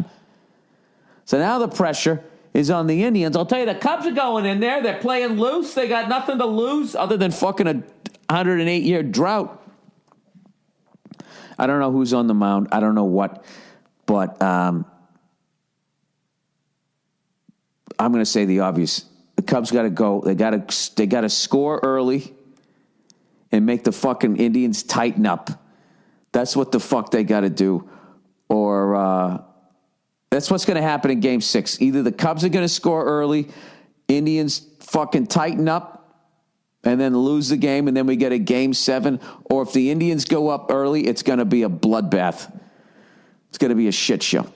I'm hoping the first thing happens because I want to see a Game 7 against a team that hasn't won it in 108 years and a team that hasn't won it in fucking, 68 fucking years? 68's adorable to a Red Sox fan. That's fucking hilarious. I mean, I don't give a fuck. That's where we were there in like the 70s, right? What was 68 for us? Or was that the Mets? Let's see, 1918 to 1978. That's 60 years. Right? Yeah, 86. That was 1986. So you're just at Bill Buckner. Go fuck yourselves. You know? You're just at Bill Buckner. As far as where I'm coming from, you got to go another 18 years to 2004. So I guess I won't root for the Indians. No, I can't. I don't know. My relatives got me into the Indians. I don't know what to do. I don't know who to root for here. You know what I'm rooting for? I'm rooting for a Game 7. Rooting for a Game 7. And then they're going to go up against each other. And one team's finally going to win that critical Game 7 and get the monkey off their back. And then another one is just going to add another giant cinder block right on the fucking hearts of their fans. It's going to, oh, God. This one has train wreck written all over it. All right, let me read a little bit of fucking advertising. Ah, Jesus there, Bill. You didn't fucking copy and paste them. I hope, by the way, you guys are watching the series because it's been unbelievable. What a fucking great series it's been. Oh, Christ, what am I doing? Come on, Bill. Click here, click there. All right, how many do we got here? All right, okay, here we go. Oh, Loot Crate, everybody. Give me the loot. Actually, great shit, you know what I mean? You look and smell great when you go on a date. You know what I mean? That's good for the ladies. You know? Maybe they'll be a little less upset when you go to make your move that night. All right. What do I want to talk about now? Let's go to, I went down to Lago last night. Been slogging through my new fucking bullshit, trying to see where the new hour is going to come from. And, I don't know. We'll see. All I know is I don't have any fucking road gigs till February, so I can just totally chill out. I've been working out and eating like a fucking animal, though. You know, I made this pumpkin bread and shit. You know, Rogan gave me some of that elk burger. I made it late last night, and then I had a slice of pumpkin bread after it. So it's weird. It's like I'm in really good shape, but I also got this belly. But I don't know. Like, I love the fucking holidays. And to me, the holidays is you throw down and you cook, you make stuff for your friends. You know what I mean? Fuck that. I'm not getting a fucking bottle of champagne. You know what? I'm going to finish this fucking podcast, and I'm going to go out and make some goddamn pumpkin bread. All right? I'll show my wife. I'll show her who's boss. By the way, you guys really enjoyed that 2-hour podcast, huh? I think we just went into a zone. A 2-hour podcast is a long-ass fucking time, unless you're hanging with Joe Rogan. who I hung out with, and finally got him on the podcast last Thursday. If you missed it, once again, he has a new amazing stand-up special called Triggered. We talked about everything from hunting elk and wild fucking boar to working out, UFC shit, election stuff, stand-up comedy. Just had a great fucking time. But his special is on Netflix, so definitely check it out if you get a chance. And all right, let's get back to the podcast here. Oh, F1 action. In F1 action, I totally missed the fucking race, but I read up on it. Lewis Hamilton wins again. For those of you sort of keeping score, now that I've been keeping score, you get 25 points if you win, 18 for second, 15 for third. Then it's 12, 10, 8, 6, 4, 2, 1, right? That's the top, how the top fucking 10 works. Cleo, you could not be more adorable right now. And what it is she wants FOOD. I got up a little bit early to do this podcast, so now she's come over. She's sat down next to me. Her ears are down, and she's rested her head on my arm, and she's just staring at me like I don't know what's going on. All right, dude. I got another 20 minutes. Just fucking relax. No. Not coming up on the couch. Go on. Go lay down. Go lay down. Go lay down. Cleo, get out of here, please. Jesus Christ. What the fuck? I get it. Get out of here. Cleo, get off of the couch. Lay down. Oh, now she's needy.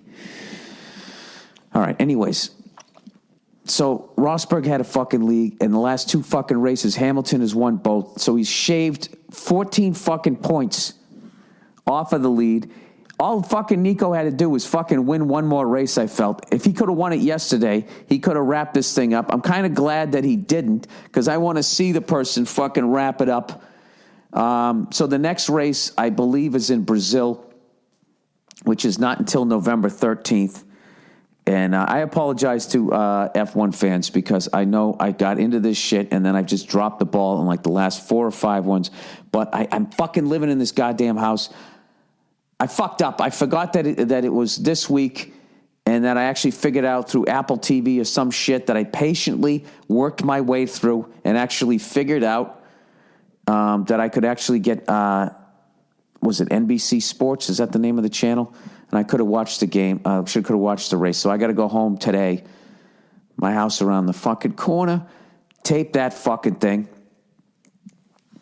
By the way, the kitchen's just come to a grinding fucking halt. I don't know why, but they're still telling us that they're going to finish on fucking time. So whatever. I'm sure they will. I'm fucking sure they will. All right, let's get out of this. Let's do some. What can I talk about now? Did you guys watch Clemson, Florida? Fucking amazing game. I also watched the, not Clemson, Florida State. Then I also watched Florida, fucking Georgia. And you know, I was thinking when I first saw it, I was just like, man, I got to go to that game. I got to go to that game in Jacksonville, the biggest outdoor cocktail party in the world, as they say. And I'm like, I bet the fans are cool with each other. They're fucking, you know, because it's a neutral site.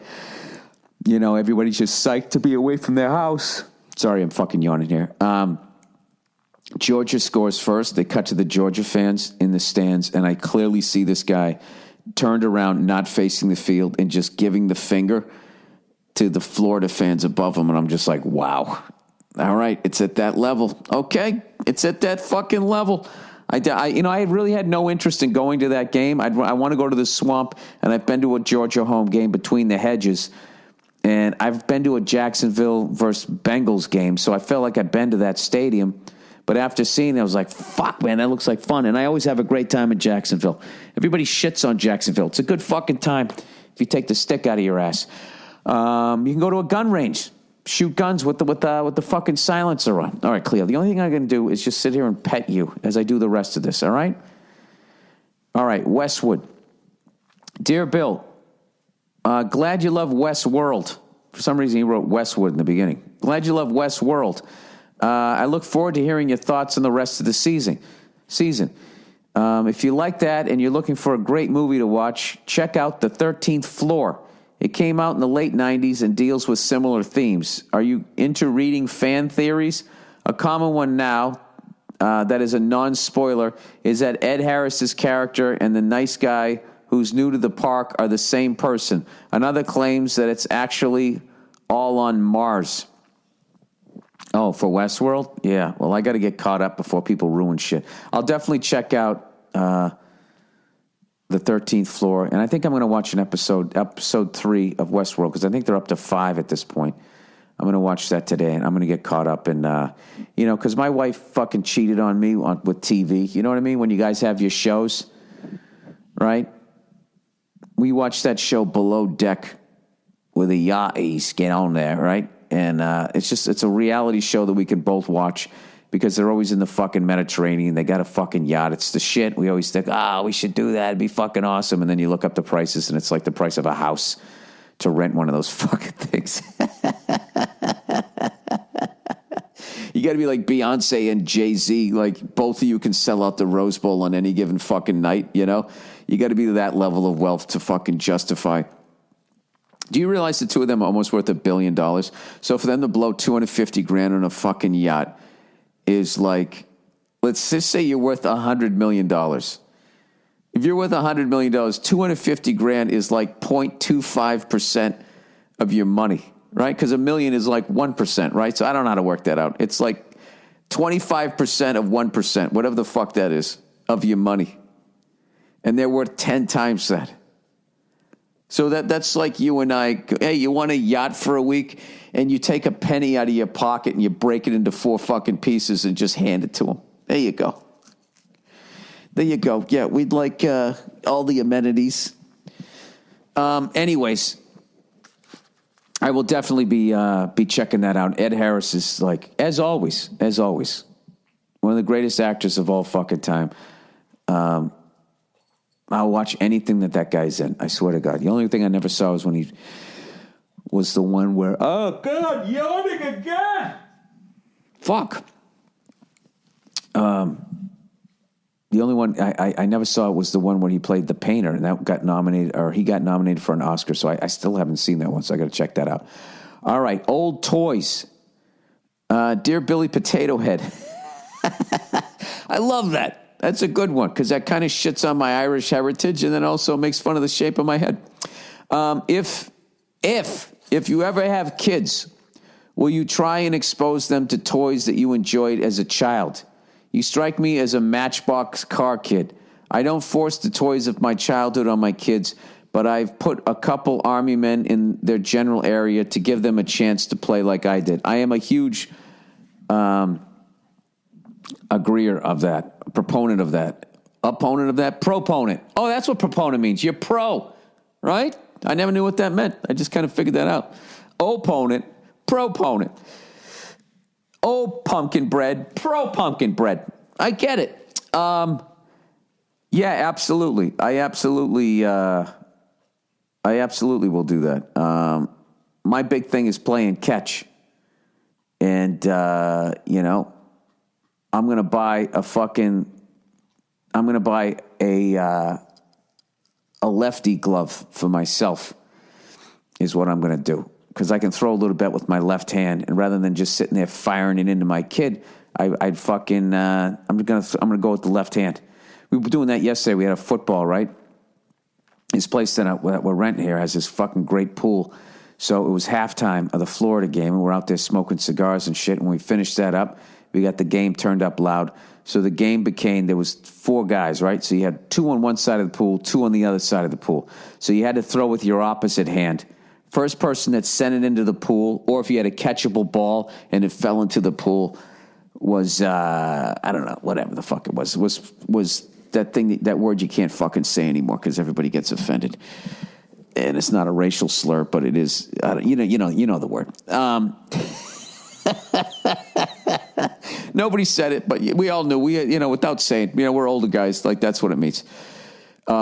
So anyways, yeah, I would definitely do that. I was not a Matchbox car kid. I was Corgi cars.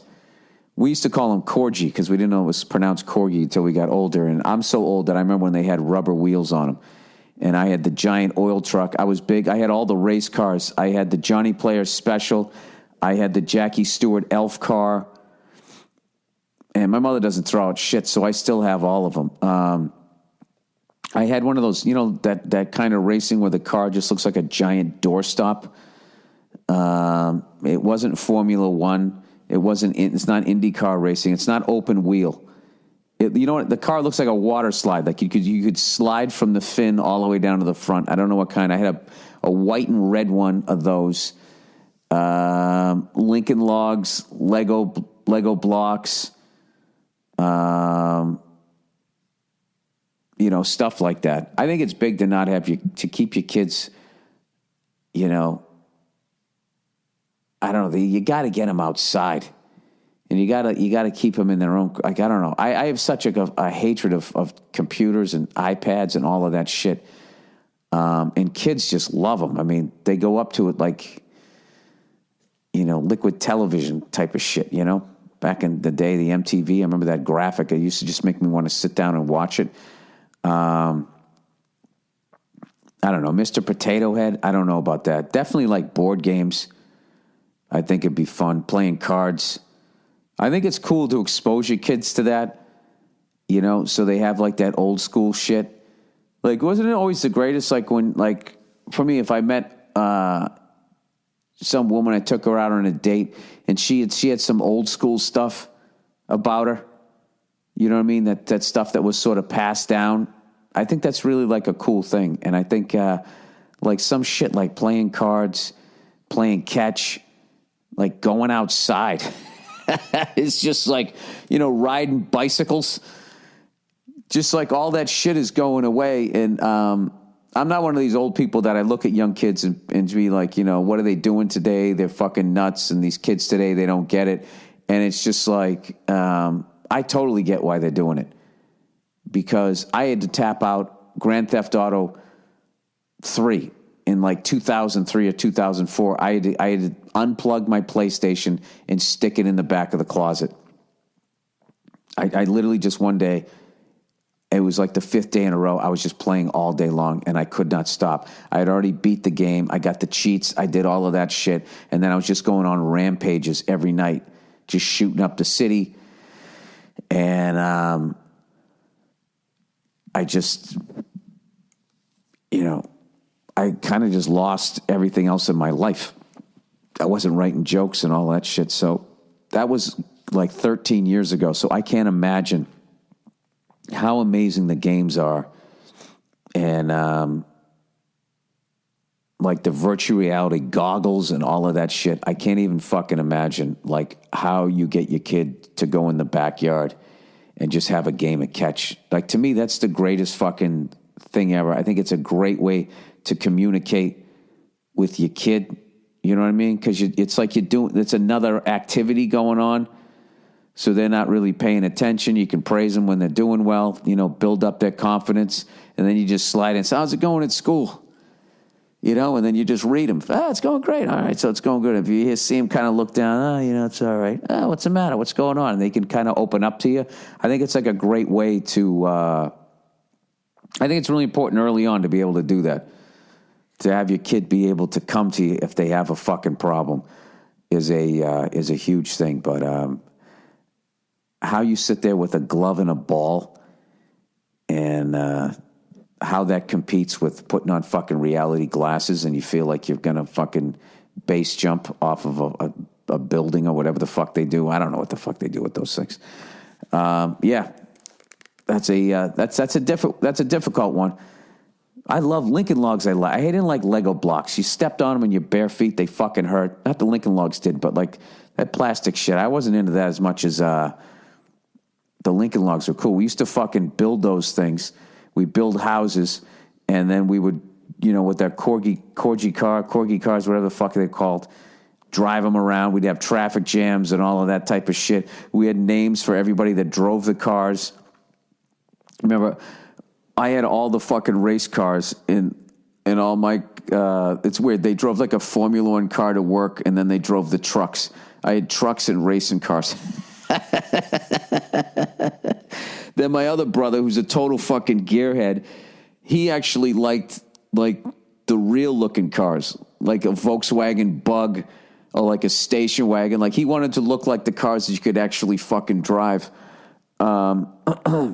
I know my mother didn't throw all of those out. Jesus Christ, it's fucking nuts. They're all up in the attic somewhere. All right, election. Bill, the election is right around the corner. A couple weeks ago, you eulogized the Great Barrier Reef. Any last words for this election? Not the country as a whole, because I don't think it'll fall apart. But I imagine this has exposed the side of our country that we've been able to keep under wraps for a while, which is that no one ever pays attention to anything unless it's an easy talking point. That everything is more fucked up than we know or would like to admit. What's the worst thing that will happen if either candidate wins? Well, if Trump wins, the worst thing is we're going to have to listen to all these European countries talk about how dumb Americans are, especially people in England. And I just want to say to them, like, you know what? What if you threw out the person every 4 to 8 years? And I would love to see what the fuck you end up with. You know what I mean? Some years it's just not a good draft. The fucking, whatever the fuck his name is, Tony Blair, that guy's been in there since Bush. Not even saying that guy's good, but you just get somebody in there and they just stay there until they die. Doesn't he have like Margaret Thatcher's job? Ugh, the original Hillary Clinton. Hillary Clinton? Can't even say her fucking name. What's the worst that will happen? I don't know. If Trump wasn't such a fucking jerk off. If he wasn't such a jerk off, it's really what the country needs. You need somebody who isn't a part of the fucking system. You don't, but you just can't have a guy like that in there. And then Hillary is just going to be more of the fucking same. It's just going to keep driving this country towards ruin. Dude, none of them talked about the population problem. None of them talked about the nationwide heroin epidemic. None of them talked about genetically altered food. None of them talked about fucking global warming. Maybe they touched on it for a second. They haven't said shit. They're not going to do anything. None of them are going to try to stop the banks, put them in fucking line. They're building another real estate bubble. I'll tell you what's fucking hilarious out here is they are building up L.A. like I've never fucking seen. They bought up the House of Blues right across the street from the fucking Comedy Store. They paid like $28 million for the thing. They're going to put these high-rise fucking multi-million dollar fucking condos in there. It's like, who the fuck's going to afford to buy those things? All right? And this is the thing. After 2008, after we saw what happened, they fucking gave the houses. None of the bankers went to jail. They gave them the houses back so they could do it all over again. They're building another fucking bubble. And I'm already calling it right now. By fucking 2021, 2022 or some shit, there is going to be a bunch of empty fucking condo fucking high-rises going along the Sunset Strip. And they've knocked down the Rainbow Room, the Roxy, the Whiskey, House of Blues, maybe the Comedy Store. They're going to wipe out all of these fucking things. There's going to be nobody in those buildings. And even if they are in those buildings, they're going to have no fucking place to go because they knocked down all the cool places to hang out on Sunset Strip. It's so fucking stupid. You know, I was getting gas the other day, another place on the Sunset Strip, and this guy said, I said, yeah, you own the gas station? He goes, I wish I did. This property just sold for $14 million. And, you know, they're knocking down the two buildings next to it, and they're going to put up a fucking, 170 unit fucking, I don't know. I just don't know where all these people are going to be coming that can afford to pay. I just don't know where they're going to come from. And for what I heard, at least the ones on La Cienega, that was like oil money. Like Saudi Arabian money came in and they don't give a fuck. I mean, they get money forever. I don't know. What's the worst thing will happen if either candidate comes in is that they're not going to stop what's already going on. And I got to be honest with you, I don't even think all the Bernie Sanders and all those types of people, you would literally need an army of those people, and then they would need bulletproof vests to fucking, that's how powerful corporations are, and that's how off the fucking rails we are. I don't know, which is why I'm trying to focus on the propositions. And I wish if anybody can find a fucking website out there that not only lets me know what I'm voting for, but lets me know what is attached to it. Like, because who doesn't want to improve the schools? But, whenever they have stuff like that, like, hey, let's clean up the drinking water, then they attach all this other evil shit underneath it. I don't know. It's very overwhelming. So it's so fucking overwhelming that you're asking a stand-up comedian what's going to happen. Or maybe you just did because you want to hear me make a fucking ass of myself. All right, here we go. Cool guy, terrible in bed. Oh, Jesus. All right.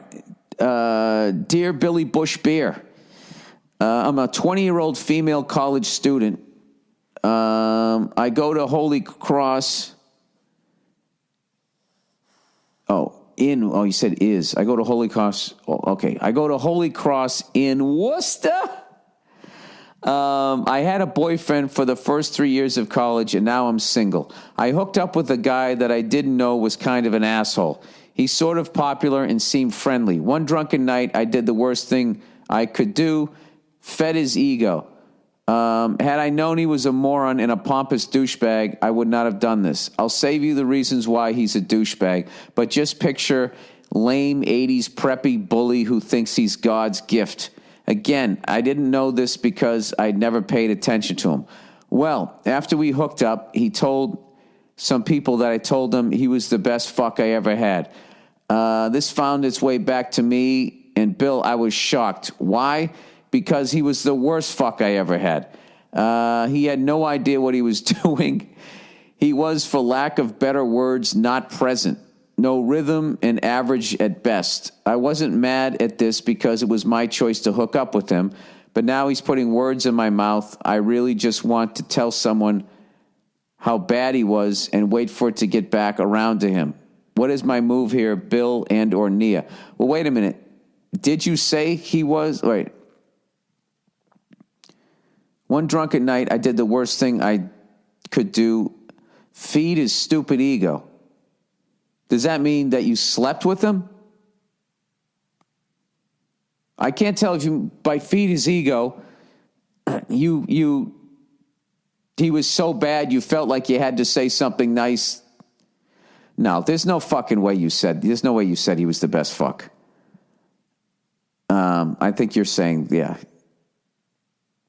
Yeah, I think you're saying that you fed his ego by hooking up with him. Had I known he was a moron and a pompous dude. Okay, so he's walking around saying that you said, and you're also saying he's putting words in your mouth. So I'm assuming that you never said that. So fed his ego means that you fucking hooked up with him. That's what I'm guessing. I don't fucking know. Christ, they speak in riddles. I wasn't mad at this because,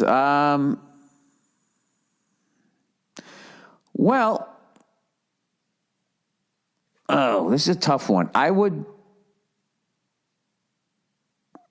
call him up. And when he picked up, I'd be like, why are you walking around saying that I said you were the best fuck I ever had? I never said that. Okay? I never said that. Okay? And hear what he says. And you know something? There might be a thing. This is the thing. A lot of these guys like this are tremendously insecure. Maybe he knows he doesn't know what the fuck he's doing. So he's walking around saying that so he can feel better about himself because he feels that awful about himself. And he feels so fucking awful about himself that not only does he got to go that big, that the fucking way he feels about himself is such a big thing that he doesn't even think that that's going to get back to you. Or he doesn't even consider your fucking feelings. So, you can either be the biggest person and know that this person is tremendously insecure and walks around and probably doesn't like themselves, which is a fucking horrible feeling to have, and just take peace with that. Or you can call the guy out, which I kind of like. Okay? And and at that point you got to be, listen, if you were the best fuck I ever had, I would have said that to you. And just leave it at that, because you haven't told him that he's completely fucking inept. You know what I mean?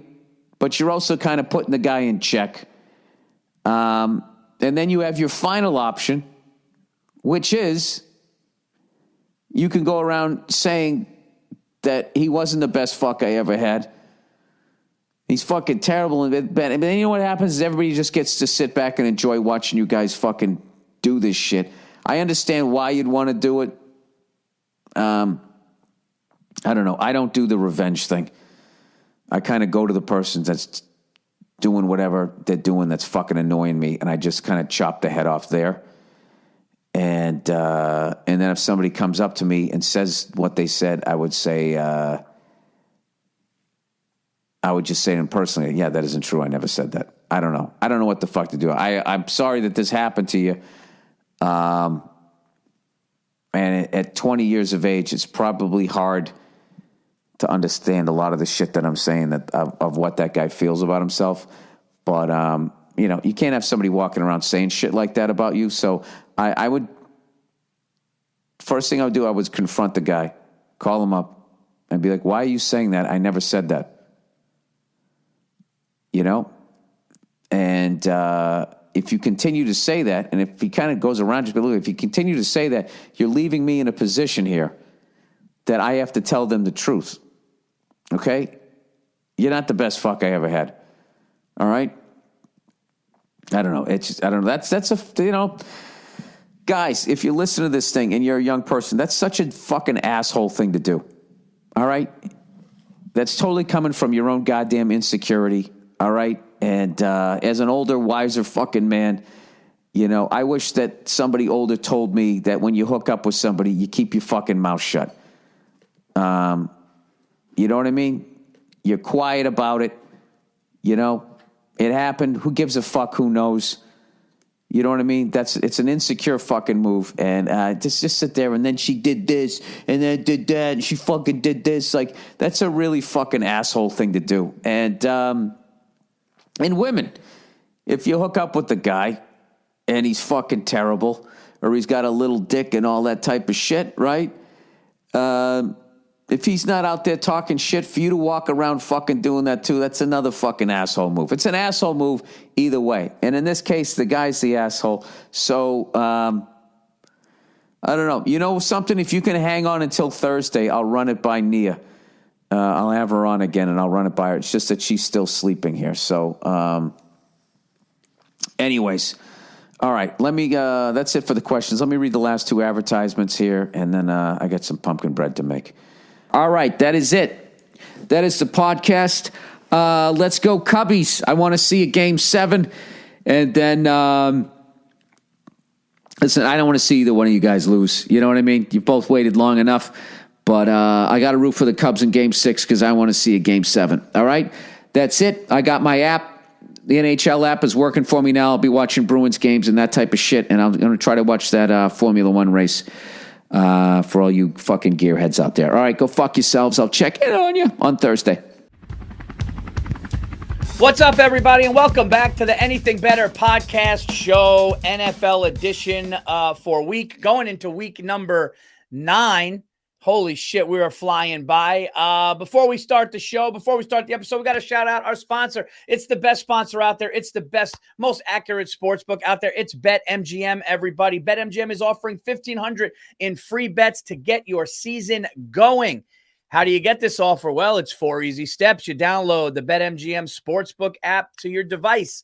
You use our code, the Anything Better code. It's Burr, B-U-R-R. Couldn't be easier. You sign up and you deposit at least $10 into the BetMGM Sportsbook.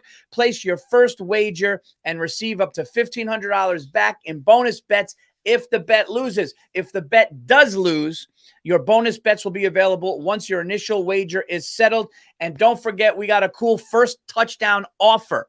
Simply place a prop bet on the player you think is going to score the first touchdown in any NFL game. If they don't score the first touchdown in any NFL game, but in fact score the second, you'll get your stack back in cash. There you go. Bet responsibly. Have fun with it. Don't go nuts. And, hey, follow our picks. We're starting to come back. Bill, happy Halloween. Follow Paul Bursey's picks. Happy Halloween, Bill. What are you dressing up as? What are you going as tonight? I'm going as a bald dad who doesn't know where his dreams went. I'm going as a guy who doesn't know how he ended up ever getting this busy in life. Oh, dude, a bald dad is funny. That's funny. What are you? I'm a bald dad. Oh, you're nailing it. You're crushing it, dude. I totally bought. I mean, that's what I thought you were when I looked at you. Gray sweatshirt, holding the kid's hand. Where'd you get those clothes? Out of my closet. Just, Hey, Paul, you write what you know. That's fucking great. Do you take the kids trick-or-treating? Are you one of those? Or you? Oh, 100%. Yeah, Like yeah. I have turned down gigs Oh, that yeah. we're going to overlap. Birthdays, Halloween, holidays, you got to be there. Yeah. You only get it, dude. You think about it. You get 18 of them. That's it. That's not even a month's worth of days. You can't miss them. You don't even get 18 of them. Lucas is 15, and like I think he's going to a party. Like I don't even have that. It's like When do they stop trick or treating? Sophia's 12. She's going to a friend's house, and Lucas is going to a party, dude. It's going to be me watching the Jets. Oh my god, dude! What? Like, you can't blame any players on the Jets. Like that franchise is just inept. I still don't get why they fired their head coach with nobody to replace him. I know. You're telling me nobody was better than that guy? Well, here's the deal. Nobody. Here's the deal. Rodgers didn't like him. That's why they did it. That's why they did it. Oh boy. When the big dog doesn't like him, what are you going to do? But hey, they had a little tiff. I know. You ride it out, absence makes the heart go fonder. He stands on one end of the sideline, the other guy stands on the other, and they meet in the middle. Hey man, I'm sorry I didn't hug you on game 4. That's all right, bro. Yeah, whatever happened to going to get run a a sweep on this one? Nah, I'm thinking of going up top. All right, hey, whatever you want to do. Go get a beer with a guy. Take a guy to get some wings and talk, just you two. Whatever happened to that? Can you go get a steak with a guy? I mean, I like to think it's still around at a different level. I would do that with you. Yeah, let's get a steak. Can we get a steak, Bill? I mean, we're making money to play a kid's game. I mean, what is? I mean, that would make me want to hug somebody. Hey, we're making millions, even though we're losing. Let's smoke a stick. Yes. These all people are so mad right now, but I'm so happy. I'm going to buy another car this weekend. Crazy. Oh, yeah. Whether it's complete or not, this money is guaranteed.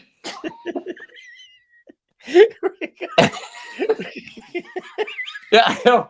I just don't like. It's getting to the point of like, why do the Jets still exist? Oh, and also as a New York fan, it's like you have the Giants. Walk across the street. You don't have to leave the fucking stadium. They should sell reversible jet jackets, they just turn into giant jackets when you walk out of the stadium. You know what bugged me? What bugged me last night was right after the Yankees lost. Congratulations to the Dodgers. These Met fans were going, couldn't have been more a perfect day. And they don't even have prospects. They're done. All is right in the world. And like, dude, some people that have like big podcasts saying that, like rooting, going like this, what a beautiful day. And it's almost like, dude, you guys like don't even fucking belong in the same sentence as it's like, what are we? And that right there, Paul, is why they love watching you lose. Yeah. You guys always remind them. Yeah. That they are not the Giants, that they are not the Dodgers. They are the not as hot second wife after the first one left you for the sunshine of the West Coast. You always remind them of that. Their colors are an amalgam of two teams that already existed. That's why they're the Gumad that's not as pretty, but she does filthier shit. Exactly. And it's just waiting for New York to break up with the Yankees and finally marry her, and it's just never going to happen. Yeah, she's telling her friends, no, he told me. It's coming. She put a few pounds on. She's sliding into 50. She's going to the wine rack a little bit too much. Yeah. I don't know, dude. I would never, I wouldn't. And I think, dude, you know me as a friend, right? You think 1 minute after your team lost, I would ever go, all is right in the world. It's almost like. No, yeah, you did that. You did that in fucking when the undefeated Patriots lost to the Giants and you called me up and said, and we fucking rammed it up there. No.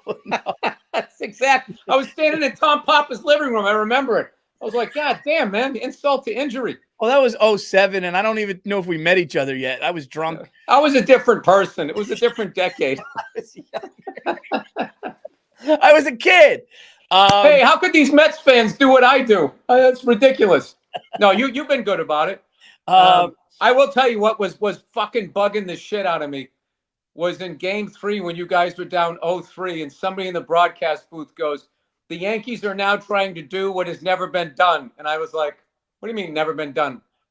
We did it to them." And I'm like, wait, is he going to get by on a technicality that it's never been done in the World Series? Yeah, I thought that was weird too. So you're not even going to give us the tip of the cap?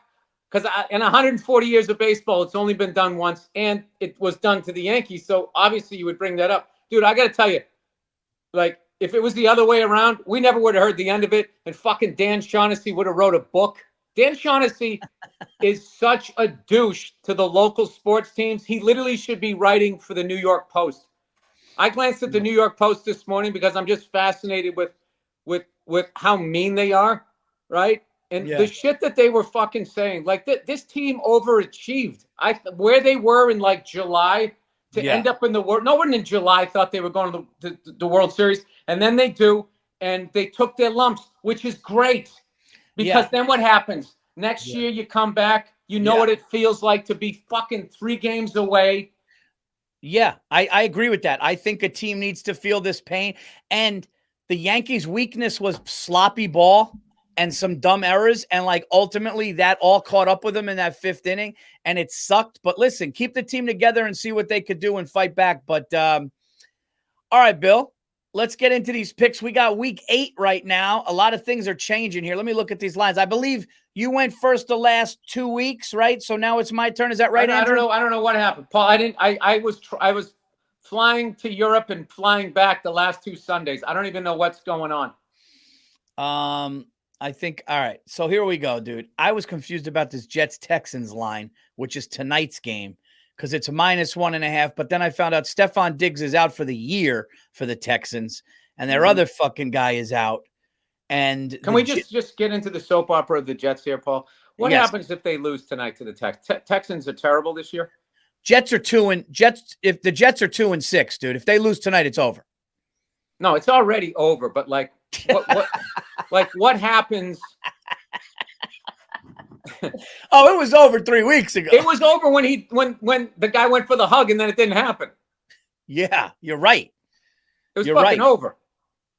Are the New York Jets gonna lose to a wide receiver-less Texans team tonight? Is the question. I mean, they lost to the Patriots last week. Patriots looked good last week. Patriots played the Jets last week. That's a funny thing to do in a sport. Wait, who'd they play? Okay. Yeah, you're standing next to a fat chick. You're going to look all right. That was Rodney Dangerfield. Hey, Lou, be honest. Did you see the new spot? He goes, did I look at it? He goes, you could lose a couple. He goes, I got to get bigger actors. Yeah. People love when I stand next to them, Paul. I elevate their looks, especially with overhead lighting. At some point, Paul, I'm going to get a softer light on me. Look at the shine on my forehead. Look at this. Dude, you look great. Thanks, Paul. I'm going to do it. I'm going to flip my I almost said flip my vote. I'm going to flip my pick, and I'm going to take the New York Jets tonight.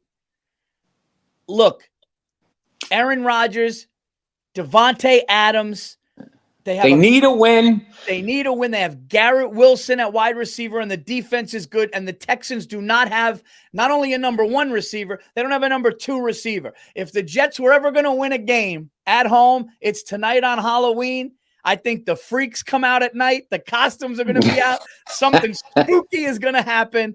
I'm going to flip my bet because I was going to take the Texans, but then Jake the Snake came in and gave me the injury report. I'm going to take the New York Jets to win the game tonight. Hey, Bill, I always say, it's like a pick 'em. It's a pick 'em. This is just a pick 'em. I got the Jets. Hey, shout out to Jet fans that are still showing up. Yes. So I mean, it's literally like, I don't know what sort of dysfunctional family they grew up in, but I feel like if your parents were 2 people that should have broke up but never did, like you're tailor-made to be a Jets fan, because it is not. It's a toxic relationship. And dude, the level of gear that they buy, the level of like swag that Jet fans wear, you would think that they had like 4 or 5 Super Bowls. Dude, how funny is it that there's going to be a guy dressed as Darth Vader tonight, freezing in the parking lot, drinking a beer? How funny is it that people still dress like Darth Vader? Like, I said, are you mocking Halloween costumes? Oh, All right, Paul. I'm gonna go with the Ravens laying 9 at home because the Broncos had their big fucking week last week where they just destroyed the Panthers, and I like the Ravens at home. I just think they got a great defense, and I don't know shit about the Broncos, but they can go fuck themselves this week. I'm taking the Ravens -9. Lamar Jackson. and the Ravens are coming off that brutal loss to the Browns. I like it. That's a great pick. Yes. It wasn't a fun time in that facility. My wife's texting me. Is the car at the house? No, I fucking dropped it off. I threw it in the ocean. What do you? Of course it's in the house. It's in the fucking. I went home with your car. I'm not answering that text. At some point, these people have to grow up. All right. I'm kidding. For my second. Because some fucking asshole's going to clip that and send it to my wife. All right, here we go here. Dude, I don't know, man. Packers Lions is Oh, wait a minute. I know what she's saying. I was wrong. Hold on one second. That's hilarious. Come on. Come on. How do I get out of this? Done. All right, you picked it. All right, dude. Is Jameis Winston gonna do it 2 weeks in a row? Yeah, Jake, that's what we need. We need Jake real quick. Jake, what do we what do we need to know, Jake? Jake the Snake, everybody, wearing his Jake LA the Dodgers Snake, shirt. laying in the grass. There Absolutely. he is. Yeah, let's see, if it's mostly quarterbacks, but it sounds like they're all going to play, but the quarterbacks kind of monitor are Goff, Jordan Love, who got injured in the game last week, and Lamar and Jane Daniels. They're all like limited in practice, but they're all supposed to play. But they all have like kind of minor injuries. And then, yeah, we talked about Diggs. He's out for the year. But other than that, it's not too bad with the injury reports this week. Wait, Jaden Daniels is playing or is not playing? He's playing, but they said he's limited in practice, so it's kind of just like keep an eye on him. But I think he played last week. So. And what's going on the Bengals? Bengals, no injuries? T. Higgins could be injured again because he missed last week and hasn't practiced yet. And then the Cowboys are still a mess on defense with no Micah and Diggs and all those guys. Paul, are you listening to this kid? I mean, he's like a mob lawyer. You're like leaning in. What do I think? He's just giving you all the info. No. I know, man. This is a tough week. I don't love these games. I'll be honest with you. Oh, we didn't even Paul went 3-1 again. Hey. All you guys that watch this show, lay off Paul in September, bury his bets in October, and you're going to win every year. The man is Mr. October. He won on a Hail Mary last week, right? You had the Commanders. Oh, yeah, I did. Oh, man. How great. How great was. Talk about a fan base that needed that. Oh, my God. Oh my God. I missed Tom Jackson, though, on that play. Cincinnati. Oh, yeah. I'm going to take the Cincinnati Bengals laying a touchdown against the Raiders at home. I think this is where Joe Burrow and them fucking hit the gas and go on a little bit of a 3-4 game run here. I think they click. I'm going to take Cincinnati Bengals at home against the Raiders. I love all of that. -7. Paul Verzi. You got to love Joe Burrow. The man smokes cigars, right? A lot of points, but a lot of points. I'm gonna take the Saints, laying 7.5, going in with the Panthers. I'm just mad that the Broncos destroyed the Panthers last week, and the Panthers didn't show up for me. So I'm betting against the Broncos and against the Panthers. I'm being petty this week. Old petty Bill. Carr should be got back a box too. of Tampex out here. I'm going Saints -7.5. I just feel like they're always scoring a bunch of points. Paul, I'm in the DMZ 2 weeks in a row. The NFC South. What am I thinking? get out of there. Get out. It's like the It's a different league, man. I mean, who knows? Like look at that line for the Chiefs and Buccaneers. I know. The Buccaneers are getting 9 points. They score like 40 points a week all of a sudden. I know, dude. This is and dude, Browns Chargers is tough. But the Chiefs are allowed to hold. Dude, Patriots Titans is tough. Dude, this week is wild. I like that pick, though. I like the Saints because Jake the Snake just said Derek Carr is back. So that's good. The Saints are going to come marching in, Paul, right into Charlotte. Oh, when the Saints go Sherman's marching march. in. They're going to burn the place down. All right. Dude, this is... I mean, I fucking hate this week. Let's do this. The Cowboys, this will be the kill shot for the Cowboys. I'm going to take the Atlanta Falcons laying 3. I'm going too many favorites here. This might not work, but laying 3 against, who's out for the Cowboys? Parsons? Yeah, well, we don't officially know, but he's not practicing again. He's been out for a while. He's probably been out for close to a month at this point. Should I flip my bet? I'm going to flip it. Cowboys have been terrible, man. I'm going to keep it. No, I don't. You know what? Jake the Snakes. Jake was just the swing state on that one, man. Oh, my God. Paulie, trust your instincts. It's still October. That's right. You turn into a pumpkin. You start as a pumpkin, and then you turn into a prince. I have not had one losing week in October. This is the last day, so I want to hold it. I got to hold the line. You're hanging on too tight, Paul. You got to go with your gut. You got to sling it out there. I'm going to go with the Falcons, man. -3 at home. That was my original pick, and I just think that the Cowboys are bad. All right. I'm going to keep doing what I've been doing. I've been betting against the Patriots all year. It's how I can watch them. I either win the bet or they win the game. They're on the road against the Titans. They're coming off a big win over a tough New York Jets team. They're getting 3.5. I don't like the half a point. I will tell you, I don't like the half a point. I'm sorry, they're going to Nashville. The Titans. I don't know. Who the hell did they got? Who do they got? Alan Trammell. Who the hell's their quarterback? I don't even know. I think it's Alan Trammell played for the Tigers 40 years ago. I don't give a fuck. I'm going to watch that game, and Patriots will probably win, but I'm going to take the Titans. All right, for my fourth and final pick, I'm going to take a dog, and I am going to take I'm going to take the Giants. I'm going to take the Giants. If Jaden Daniels is limited at practice, we're getting 4 points. We're at home. It really is. I mean, the season's already not looking great, but I feel like if the Giants were ever going to get me a win, it's going to be them getting 4 points against Washington at home with our defense. And we've been in every game. We really have been in every game, including the game against Pittsburgh last week in Pittsburgh on Monday night. I'll take my Giants getting 4 against the Commanders. Hopefully the quarterback is banged up enough. All right. And I'm going to take the Packers at home plus 3.5 against the Lions. I love Jordan Love. I love Lamp. Those games are always close. I think getting 3.5. Lions might, win by 2 or something like that. I like that line. I like the Packers at home. I think I'd like Seattle too. I don't know why the fuck I did that stupid bet with the Saints, but it's all right. I'm going to do that. I'm going to take the Packers. This is going to be a fun week, dude. These are good games. Yeah. Packers Lions is a great game. I love the Packers getting 3.5 too. The half point.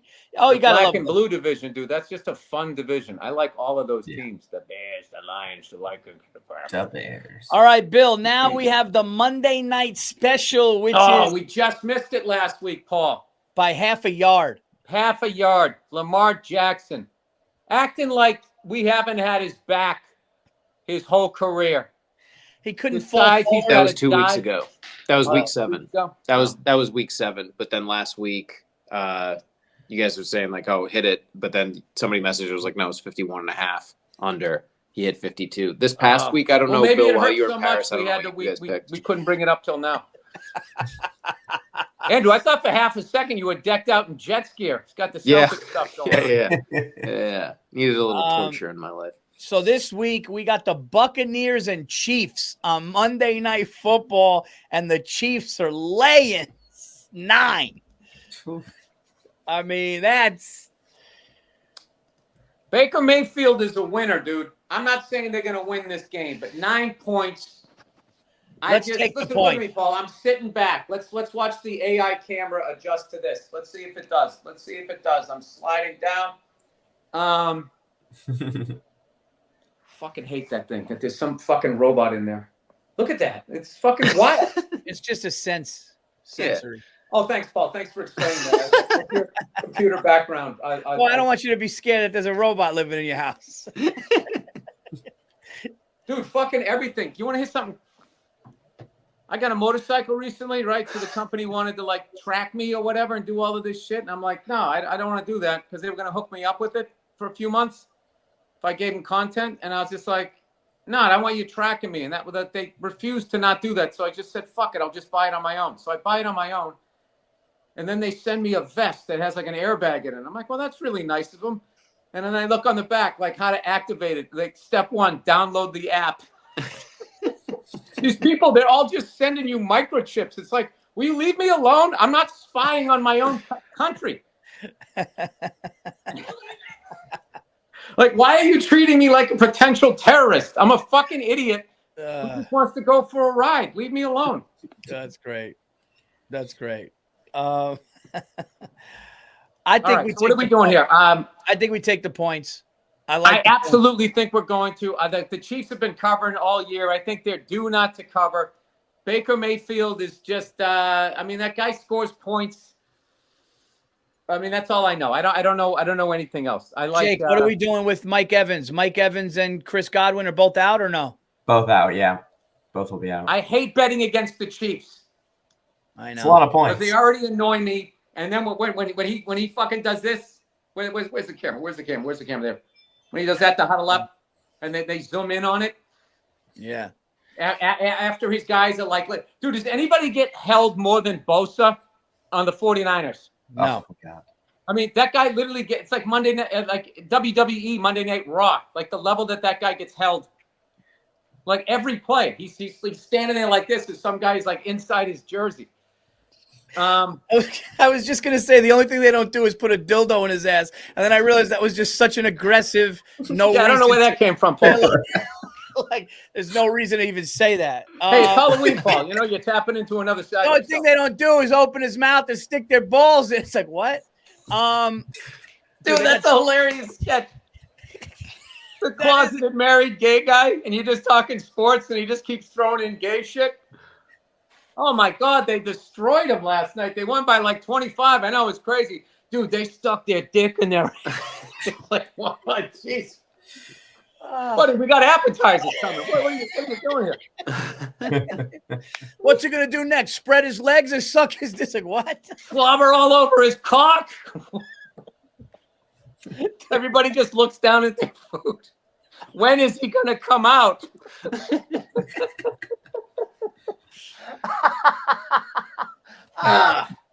You know what, Paul? You've always been a little too into fashion. If you ever came out, I would be surprised. But then when I go, he does have a lot of sneakers that match his hats.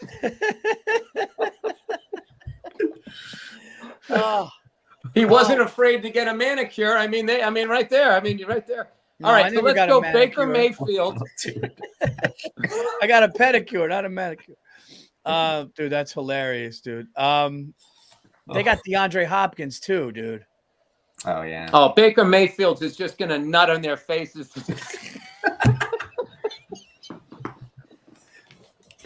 I'm sorry. Let me rephrase that. I didn't mean that the way it. What? Who said that? Baker Mayfield. I'll tell you who's gonna take it in the ass this week. It's the Raiders. Have they ever had that character in the movie? You got to have like the dude like. It's like a scary movie. No, they did. I think Scary Movie. Dude, I remember a long time ago. Shawn Wayne's in Scary Movie. He was a football player. Oh, they did, dude. And he put on the fucking shoulder pads. Yeah, he has her put on the pads. He goes, now put on my helmet.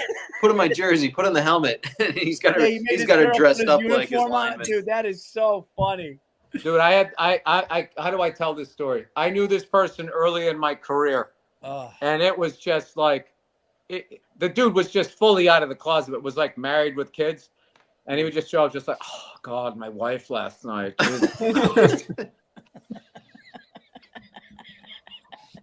And you're just sitting there like, how does she not know? How does she not know? He knows. Honey, I'm gonna go shopping. You want to watch the game? No, I'll go with you.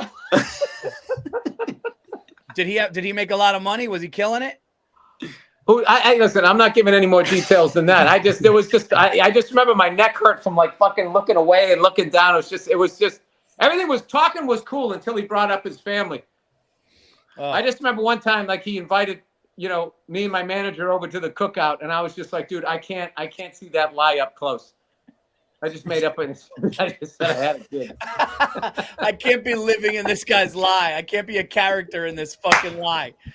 Yeah, it's just like, and then the whole thing was just sad. It's like, just go be who you are, man. All right, we're going to take the Buccaneers getting 9.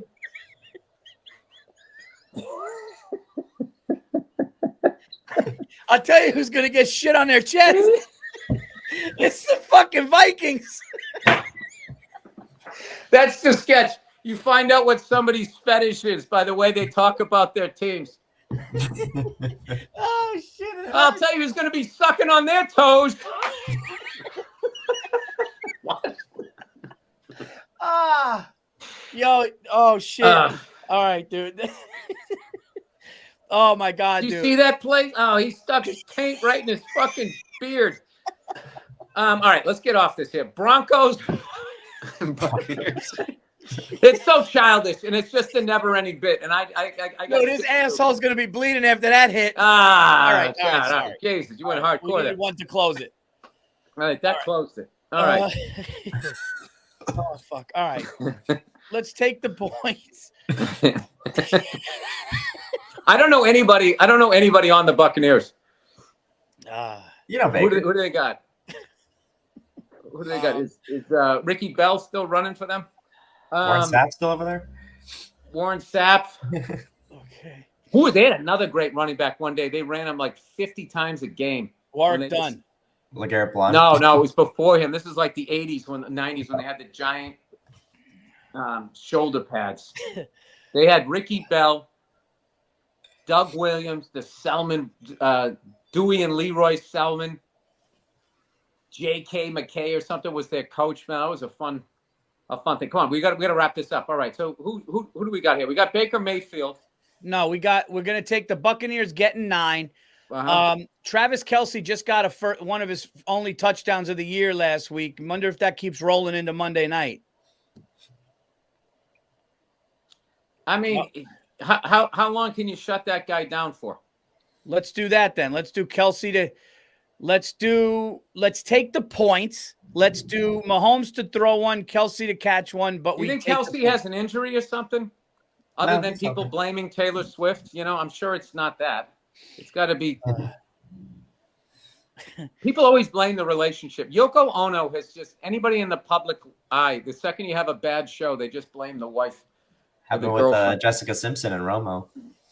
Yeah, that was a big one. I know. And did the Cowboy fan base ever apologize to her? No. And be like, you know what? It was actually Tony. Yeah, Tony just wasn't good. Yeah. No, I don't know. Tony Romo had like 9 quarterback coaches in 8 seasons. So I mean, the Cowboys are like they're like the Jets of the NFC. But they've won. I don't know. I don't want to get into this. All right, Paul, I got nothing. I'm a housewife here. I don't even know who plays for the Buccaneers, but I would say. Oh wait, is what's the hell's his name? Dr. Fernie Pacheco, is he coming back for running back? Nope. Yeah. No. Oh, not no. He's not back. Rushing, he broke his leg a while ago. Let's do the 9 points. Let's do Mahomes to throw one. And you want to do Baker to throw one? Both quarterbacks to throw one, and we take the points? So no Kelce? No Kelce. Yeah, no Kelce. Let's fucking get a win here for everybody. Let's go. Yeah. Each quarterback throws one, and we take the 9 points. Okay, there's no numbers right now for Mayfield, Baker, but that'll be I'm sure that'll be up later. Okay. Just update. Well, that's a very conservative bet. I like it. Yeah, you know what? Let's get back on a winning track. There you go, guys. Those are our picks for the Anything Better going into week number 9. Thank you guys so much. Oh, I want to thank everybody who listens to the Anything Better podcast, who watched my special Reasonable Man, which is getting rave reviews. And the first write-up about it, we just had a write-up about it saying, I am at my very best. So all I ask is you watch it, you share it, show people it, right? And I hope you enjoy it as much as everybody else has. Reasonable Man streaming right now on my YouTube channel. Dude, I've been hearing a great buzz from other comedians about it. Well, I appreciate that. Well, thank you. I'll tell you what, I really did. I really fucked him in the ass with this one. No, I'm kidding. I gave him a wallop with it. No, for all my dates, paulverzi.com. Bill, what's going on with you? What's going on with me? I have Comics Come Home, and I'm hosting SNL next week. Oh, Wow. Yeah. That's awesome. Congratulations. Yeah. Have a good time trick-or-treating with your kids tonight. I Don't will. take I it for will. granted. And then, then I'm in the pressure cooker for a week. It'll be fun, though. Yeah. It'll be fun. It'll be fun to finally do the show with the crowd. The first time I did it was the pandemic.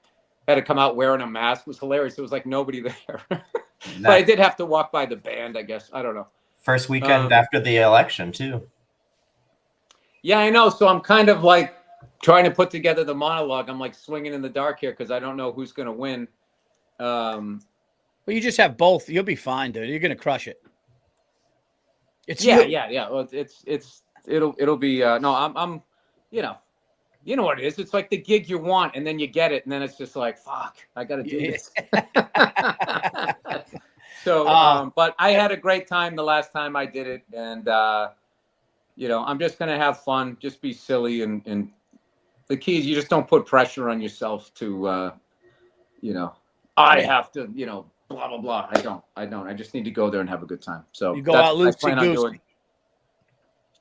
That's what I got going on, and then later on this month, I have this tour that starts in Ojai, and then we go up to 99, starting in Bakersfield, ending in we got Fresno. We got all these places. We end in Stockton, which I've never been to.